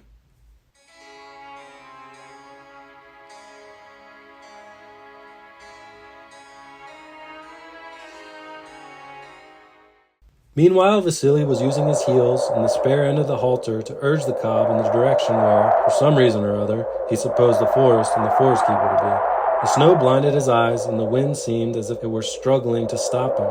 But, bending forward at times to double the skirts of his coat and tuck them between his knees and the icy saddle-piece which made his seat such an uncomfortable one, he pressed the cob onwards unceasingly. The animal moved with difficulty, yet proceeded whither it was directed in the usual docile manner. For what seemed to him some 5 minutes, Vasily rode straight ahead, seeing nothing in front of him but the cob's head and ears and a sea of whiteness, and hearing nothing but the whistling of the wind over the cob's ears and round the collar of his fur coat. Suddenly, however, something black showed up before him. His heart began to beat hopefully, and he rode towards the object, imagining that he already discerned its outlines, the walls of the houses forming a village.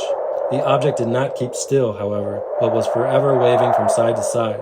In fact, it turned out to be not a village, but a tall piece of wormwood, which, growing out of the boundary ridge and projecting above the snow, bent violently to one side each time the wind struck it, and went whistling through its stems. Somehow, the sight of this wormwood, thus tortured by the cruel wind, caused Vasily to shudder, and he restarted the cob in haste, without noticing that, in turning aside to the wormwood, he had deviated from his former direction, and was now riding at a tangent to it. Nonetheless, he imagined himself still to be bearing in the fancied direction of the forest keeper's hut, and, although the cob kept trying to swerve to the right, he as often straightened it again to the left. For the second time, a dark object loomed up before him, filling his heart with joy, since he felt certain that this time there was a village at last. Yet it proved to be only another boundary ridge, topped with wormwood. As in the case of the first one, the sound of the wind wailing through the dried stems seemed to fill Vasily with fear. This piece of wormwood was exactly similar to the other piece in all respects, save one, namely, that beside this second piece ran the tracks of a horse's hooves, slightly powdered over with snow. Vasily pulled up, leaned forward, and looked at the track carefully. It was the track of a small-sized hoof, and the covering of snow upon it was, as yet, a mere sprinkling. In short, it was the track of his own cob. He had described a complete circle, and that not a large one. So this is how I am to perish, he thought. Then, lest he should yield to his terror, he started forward again, and urged on the cob even more strenuously than before. At every moment, as he strained his eyes into the swirl of whiteness before him, he seemed to see dark points stand out for a second, and then vanish as soon as he looked at them. Once he thought he heard what might have been either a barking of a dog or the howl of a wolf, but the sound was so faint and uncertain that he could not be sure whether he had really heard anything, or whether it had been only his fancy. He stopped and listened attentively. Suddenly a weird, startling cry sounded in his very ears, and everything beneath him seemed to heave and tremble. He clutched the cob's mane, yet found that too was quivering, while the cry grew ever more and more piercing. For some seconds, Vasily could not frame a thought or understand in the least what was happening. Yet all that had happened was that the cob had been seized with the idea either of inspiriting himself or of calling for help, and had neighed loudly in his raucous, guttural tones. "How the beast frightened me! Be hanged to it!" gasped Vasily to himself. Yet, although he understood now the cause of his terror, he could not shake himself free from it. "I must consider things a moment and steady myself," he thought. Yet it was all to no purpose, for he could not master himself, could not keep from urging the cob on, taking no heed the while that he was now riding before the wind instead of against it. His body was chilled and aching all over, but especially in the lower part, next to the saddle piece, where his coat was unhooked, while his hands and feet were shaking violently and his breath came in gasps. He felt sure now that he was to perish in the midst of this fearful waste of snow, and that nothing could save him. Suddenly the cob gave a groan as it struck fast in a snowdrift, and struggling violently began to sink sideways onto its flank. Vasily leapt off, displacing, as he did so, the trace loops in which his feet had been resting, so also the saddle piece on which he had been seated.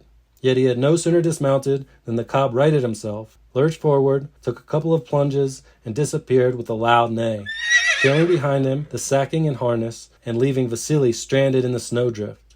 Vasily made a rush to catch him, but the snow was so deep, and his fur coat so heavy, that he sank knee-deep at every step, and had taken no more than 20 strides when his breath failed him and he had to stop.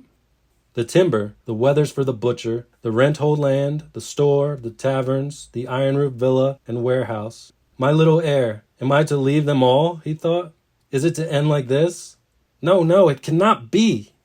For some reason or another, there came into his mind at that moment a picture of the wormwood waving in the wind, and of himself twice riding up to it. Such terror seized upon him that he could hardly believe in the reality of what was happening. I must be dreaming it all, he thought, and tried, as it were, to awake from his dream. Yet there was no awakening for him. It was real snow that was lashing his face, heaping his form over, and chilling his right hand, which had lost its mitten. It was a real desert, too, in which he was now left lonely as the wormwood, and in which he must await an imminent, a swift, and an unthinkable death. O Queen of Heaven! O Holy Father, St. Nicholas, who teachest us abstinence, he began with a dim recollection of the Thanksgiving service of yesterday, of the icon with its blackened face and golden vestment, and of the candles for that icon which he had sold and which, returned to him straight away, he had replaced in his locker after lighting them for a brief moment. Again and again he besought the wonder-working St. Nicholas to save him from his fate. promising in return a thanksgiving and many candles. Yet, all the time, he knew beyond the possibility of doubt that, although that blackened face and golden vestment, as well as the candles, the priest, and the thanksgivings, were all of them very important and necessary there in the church, they could do nothing for him here. And that between those candles and thanksgivings on the one hand, and his present forlorn plight on the other, there could be no real connection whatever. Still, I must not despair, he thought. I have only to follow the cob's track before it gets snowed over, and it will bring me out somewhere. Only I must not hurry too much, or I might plunge into another snowdrift and be worse off than ever. Nevertheless, for all his determination to go quietly, he could not help quickening his pace, breaking into a run, tumbling down continually, picking himself up again, and once more falling. Moreover, the cob's track was almost invisible where the snow was not deep. I am done for, he said at last. I am not following the cob's track at all, but am only losing myself. Just as he said this, however, he happened to glance ahead and caught sight of something dark there.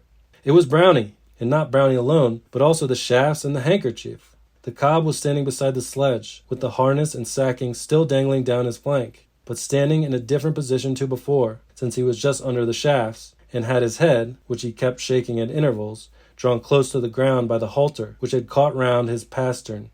It seemed that Vasily had stuck fast in the same ravine as that into which Nikita and he had previously blundered. That, as a matter of fact, the cob had been carrying him straight back to the sledge, and that, at the moment when he jumped off, he had only been 50 paces from it.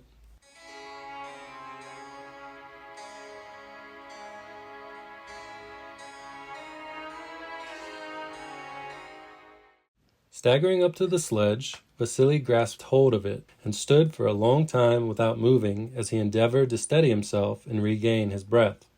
There was nothing to be seen of Nikita in his old position, but in the sledge there lay something heaped with snow, which Vasily guessed to be his servant. Vasily's terrors had now vanished, or, if any were left, it was merely lest he should have a return of the horrible panic which he had experienced on the cob's back, and still more when he found himself left in the snowdrift. At all costs, he must not give way to that panic again, and if he would avoid that, he must be up and doing something, must be occupying his thoughts with something. First of all, he planted himself with his back to the wind, and unfastened his fur coat to cool himself. Then, when he had regained his breath a little, he shook the snow off his boots and left-hand mitten. The other one was hopelessly lost, and probably lying somewhere a couple of inches below the snow, and refastened his belt tightly, much as he was accustomed to do when he was about to step out of his store to buy cartloads of grain which the moujiks had brought. This done, he set about exerting himself. The first thing which it occurred to him to do was to disentangle the cob's leg, and the halter thus freed, he tied Brownie up to the rim of the splashboard where he had been tied before. Next, he had just gone behind the cob to straighten the crupper, sacking, and saddle piece on his back, when he saw something stir in the sledge, and then the head of Nikita emerged from beneath the snow which covered it. The frozen man raised himself a little, though evidently with a great effort, and made a strange gesture with his hand in front of his face, as though he were brushing away a fly. As he did this, he seemed to Vasily to be saying something, probably Vasily's name, so the latter left the sacking unstraightened and stepped up to the sledge. "How is it with you now?" he asked, "and what are you trying to say?" "Only that I am dying," answered Nikita with difficulty and gasps. "Give my wages to the little lad, or to the wife. It does not matter which." "Are you frozen then?" said Vasily. "Yes, and dying. I know it quite well," replied Nikita in a choking voice, and still fluttering his hand before his face as though to brush away a fly. "Pardon me, for Christ's sake." For about half a minute Vasily stood without moving and in silence. Then, all at once, and with the same air of decision as marked him when he had struck hands over a good bargain, he took a step backwards, tucked up the sleeves of his coat, and began with both hands to rake the snow off Nikita and out of the sledge. This done, he unhooked his belt, opened his fur coat, pushed Nikita hastily into a straight posture, and lay down upon him in such a way that the latter should be covered, not only with the coat, but with Vasily's own warm, overheated body. With one skirt of the coat tucked between Nikita's form and the side of the sledge, and the tail of it grasped between his ankles, Vasily remained lying prone, with his head resting upon the splashboard, and his ears deaf either to the movements of the cob or to the howling of the wind, but intent only on listening to Nikita's breathing. For a long time Nikita lay without moving. Then he gave a deep sigh and stirred faintly. There you are, you see? And yet you talk of dying, began Vasily. Just you lie still and grow warm, and we... To his great surprise, Vasily found that he could say no more, for tears were welling from his eyes, and his lower jaw was working. He broke off short and swallowed a lump in his throat. How absurdly weak and nervous I have made myself, he thought. Yet not only did he find this weakness far from unpleasant, but it actually gave him a sensation of joy, such as he had never yet experienced. Yes, we shall manage it all right like this, he said to himself, conscious of a rapturous feeling of emotion. After this he lay for a long time in silence, merely wiping his eyes against the fur of the coat and tucking back its right-hand skirt as the wind blew it up at intervals. But at length he felt as though he must communicate his joy to a fellow creature. "Nikita," he said. "That is better. I am getting warm now," came from underneath him. "Nikita, my old friend, I thought we were done for.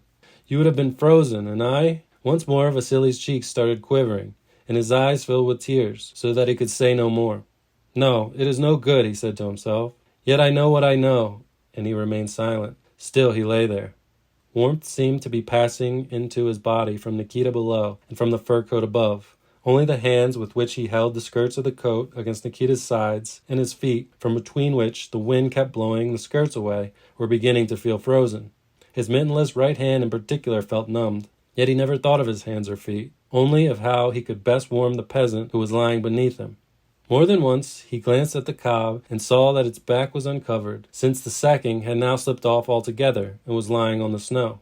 He felt as if he ought to go and cover the animal over again, yet he could not make up his mind to leave Nikita, even for a moment, and thus break the spell of that rapturous joy which now possessed him. As for his terrors, they had long since fled away.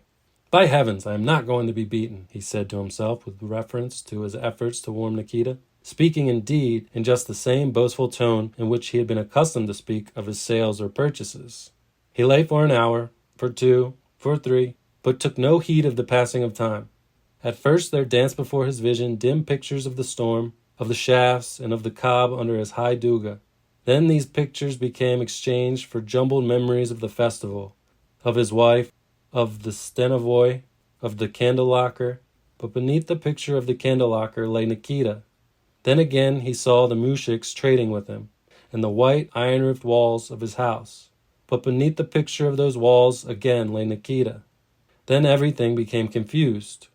One thing ran into another, until at last these various scattered impressions came together as the colors of a rainbow merged into a beam of white light, and he fell asleep.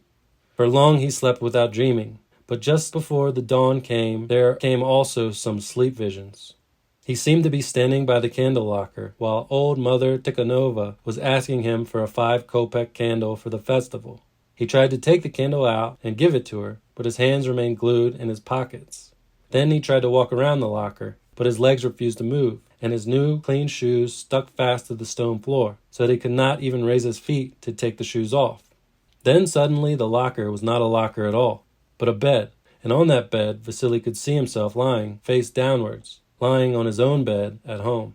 He was lying on the bed and could not rise, although it was necessary for him to do so, seeing that Ivan Matveitch, the stanovoy, was coming to see him presently, and he must go with Ivan either to buy some timber or to put the crupper straight on the cob's back. He could not be sure which. He kept asking his wife, "Has he not come yet, Mikhailovna?" And she kept answering him, "No, not yet." Then he could hear someone driving up to the steps outside. Surely it must be he. But no, the vehicle had driven past. "Is he not come yet, Mikhailovna?" he asked his wife once more, and once more she replied, "No, not yet."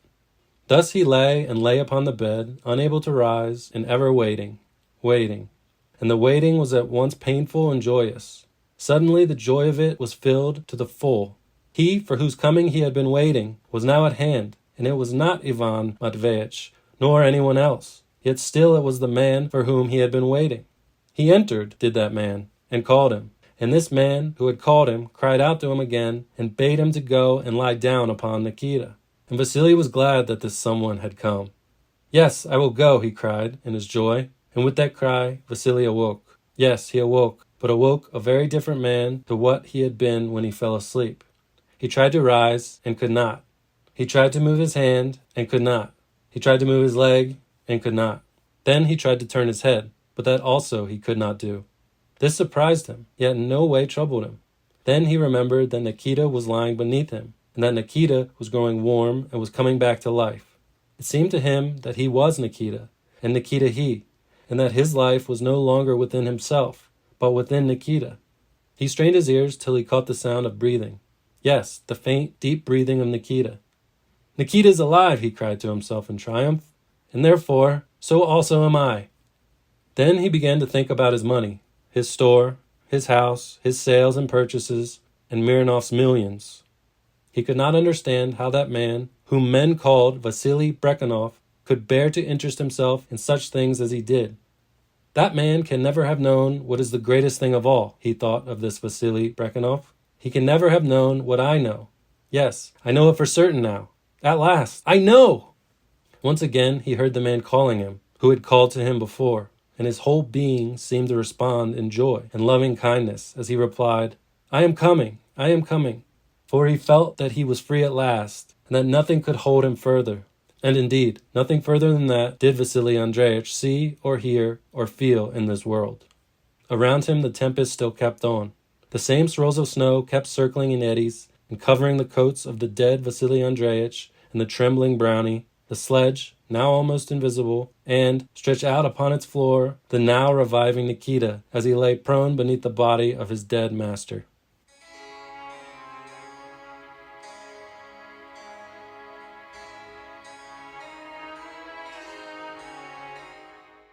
Just before morning, Nikita awoke.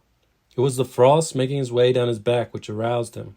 He had just been dreaming that he was driving from the mill with a load of his master's flour, and that, instead of taking the bridge over the stream, he went by the ford and stuck fast. He could see himself getting under the load and trying to lift it as he straightened his back.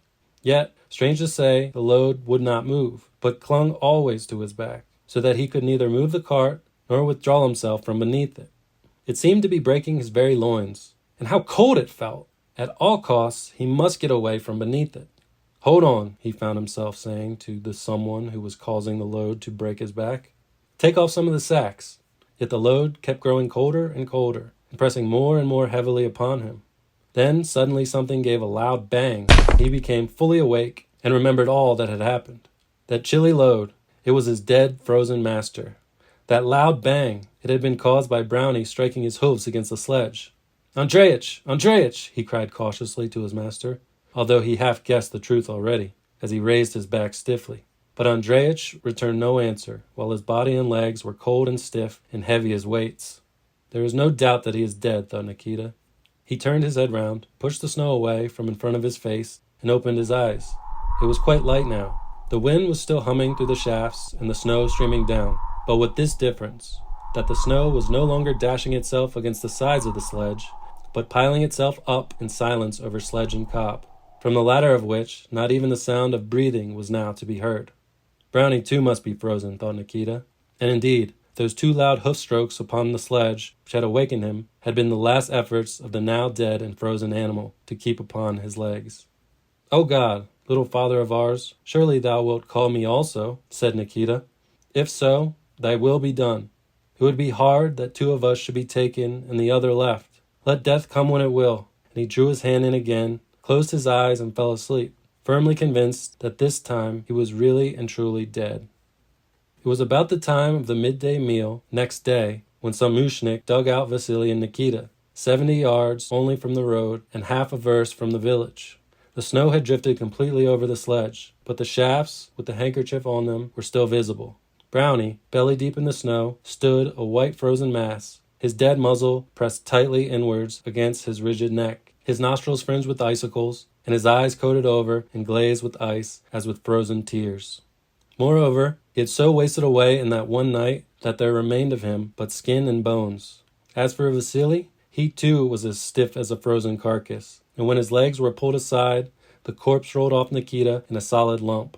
His prominent, hawk-like eyes were frozen hard, and his mouth, open a little under his cropped mustache, filled with snow. Nikita only was alive, though frostbitten all over. Yet, when brought to himself, he could not be persuaded that he was not dead, and that all that was now happening to him was not taking place in the next world instead of in this. Indeed, his first feeling when he heard the mushik shouting above him as they dug out the sledge and then rolled the stiffened Vasily off him was one of surprise that mushiks shouted in the next world, even as they had shouted in this, and had similar bodies. When at length he understood that he was really here in this present world, he felt vexed rather than pleased, especially as he could feel that the fingers of both of his hands were frostbitten. For about 2 months he lay in hospital. 3 of his fingers had to be amputated, but the others healed so that he was able to go to work again and to live 20 years longer, first as a laborer and then in his old age as a watchman. Indeed, he died only this year, at home and under the icons with a lighted wax candle in his hands, just as he had always wished. Before his death, he took leave of his old wife and pardoned her for the Cooper. He took leave also of his son and grandchildren, and died thoroughly happy to think that his death left his son and daughter-in-law freed from the burden of having a supernumerary mouth to feed, and that this time he himself would really pass from a life which had grown wearisome to him to that other life which had been growing more and more familiar and alluring to him each year and hour. Is he better or worse off now, where he has awakened after his death, the death which really came that time? Is he disillusioned, or has he really found what he expected? Soon we shall all know.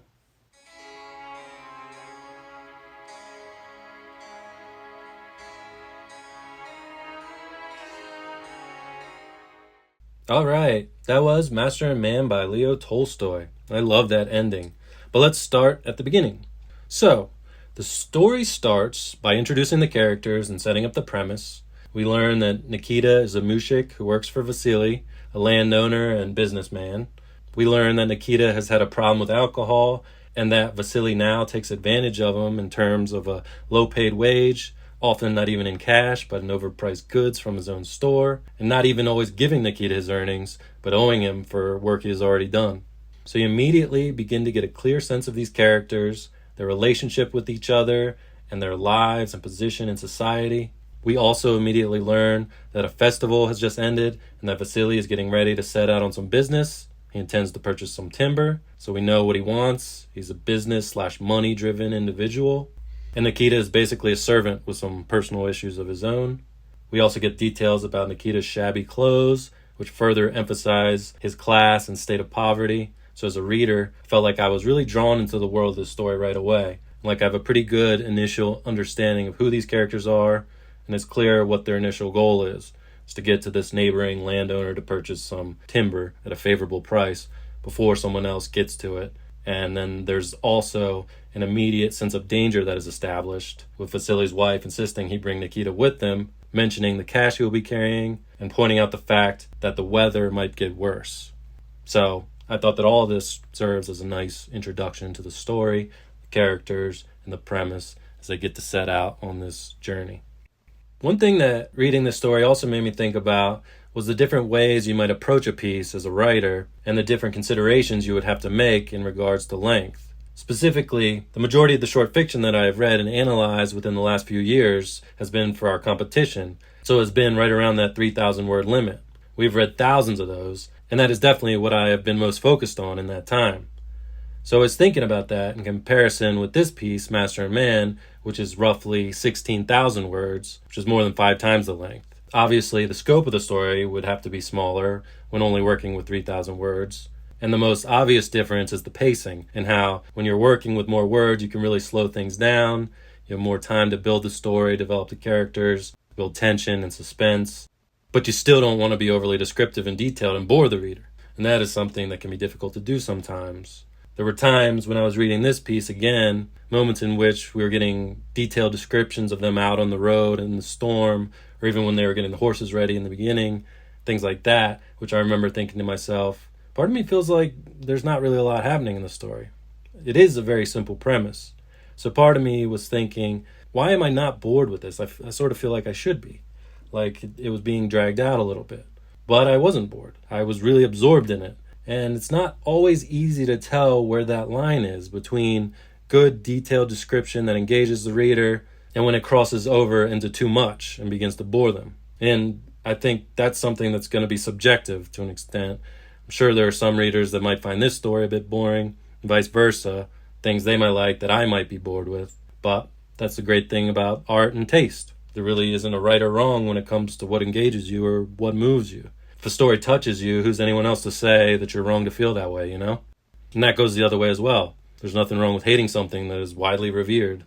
What's important, I think, is that you approach it from a place of authenticity, that you're open-minded and willing to listen to different perspectives, but that you remain authentic to your taste. Not just liking something because you feel like you should, or because you like the perception it creates, what liking a certain thing might say about you as an individual, or alternatively, not being a contrarian for the sake of being a contrarian. I don't know. That's something that this made me think about.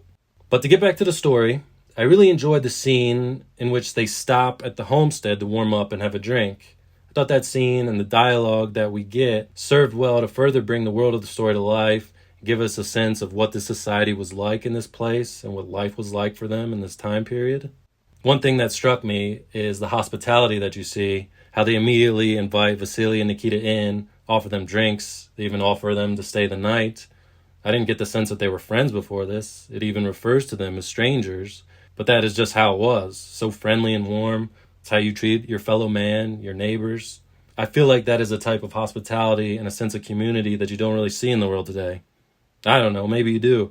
Maybe in smaller towns or certain areas. But generally speaking, I think that people are just a lot colder, a lot more untrusting nowadays than what you see in this scene.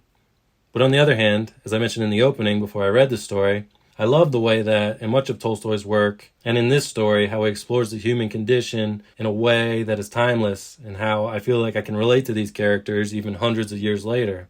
How people are fundamentally the same as they have always been, with similar desires, similar concerns. And I felt like the scene at this homestead was a good example of that. Specifically, it mentions how it was one of those rare households that is still found to be undivided, but that there were deep-rooted internal dissensions, which would break up this family also in time. I thought that was really interesting. One of the things that this made me think about, and that I thought was interesting, was how we get these details about how this family is all together. And the specific line that struck me was, the old man with tears in his voice went on to say that, so long as he lived, he would never permit the separation of his family, that he maintained his household to the glory of God, and that once it were divided, it would become scattered all over the world. I really felt for him when I read that. And I think that's kind of what happens to many families in the world. There is sort of internal conflict to this. You'd like to think that families should stick together, and there is definitely a desire for that, but there's also a simultaneous desire to escape, to venture out, to explore, to have adventure, to experience the world, to live a life of your own. And this is something that you still see. There's a sort of a cultural expectation that once you're 18, you're pretty much out on your own. There's a bit of a stigma if you don't go out on your own. You're expected to sort of go off, live your own life, start your own family. Families separate. Sometimes they're living all over the country, maybe even the world. Of course, you still have support. I'm not saying you're completely cut off at 18. And these are obviously generalities. You see your family maybe a couple times a year, on the holidays. Like I said, there's a bit of a stigma if you continue living with your parents into your 20s, and even more so as you come into your 30s. And then you think about the elderly, parents and grandparents, how they often end up in nursing homes or retirement communities. And there's definitely no judgment here. Every situation is unique and nuanced. But I just wonder why that is, why families don't stick closer together. I would think that the natural human state, going back to the caveman days, would be for families to stick together. So I wonder at what point exactly that shifted. I wonder why the standard isn't for families to build something together, live together, pool resources. Of course, you don't want to make anyone dependent, not contributing and pulling their weight. And I know family can be difficult. But I just thought that was something interesting to consider. It made me think about values and cultural standards in this regard. But then there's also the flip side to this. We see that in the story. And I also felt for the son when the neighbor mentions another family and says that they were a comfortable household once, but separated, now not a single one of them has anything left. And how, at this, the old man turns to his son and says, that is what you desire for us. Which seems like an incredibly unfair accusation to throw at him. How the son doesn't even respond to it, and how, without knowing anything more, you can infer that the son just wants to go out and make his own life, live his own life. And that is something I can definitely empathize with as well. And we see that his father is sort of guilt-tripping him about it. So I love how Tolstoy gives us these multiple points of views on the subject, but in a subtle way, much of it being deduced by the reader, and the whole interaction feels authentic, feels like something you might hear people talking about today. A father pressuring his son to stick around, join the family business, follow in his footsteps, continue his legacy, and build up the family name. Seems like a timeless situation. And I also love the little parable Petrushka tells them, saying, a father gave his son a broom to tear across. None of them could tear it, but twig by twig, that was easy enough. Stressing the significance of taking things one step at a time, little by little, to conquer the whole. It also made me laugh when I read that the old man had been complaining about his son, and then when he says, the young people are getting out of hand nowadays. I just think that's so funny because I see that as such a timeless statement, the older generation complaining about and criticizing the young people nowadays.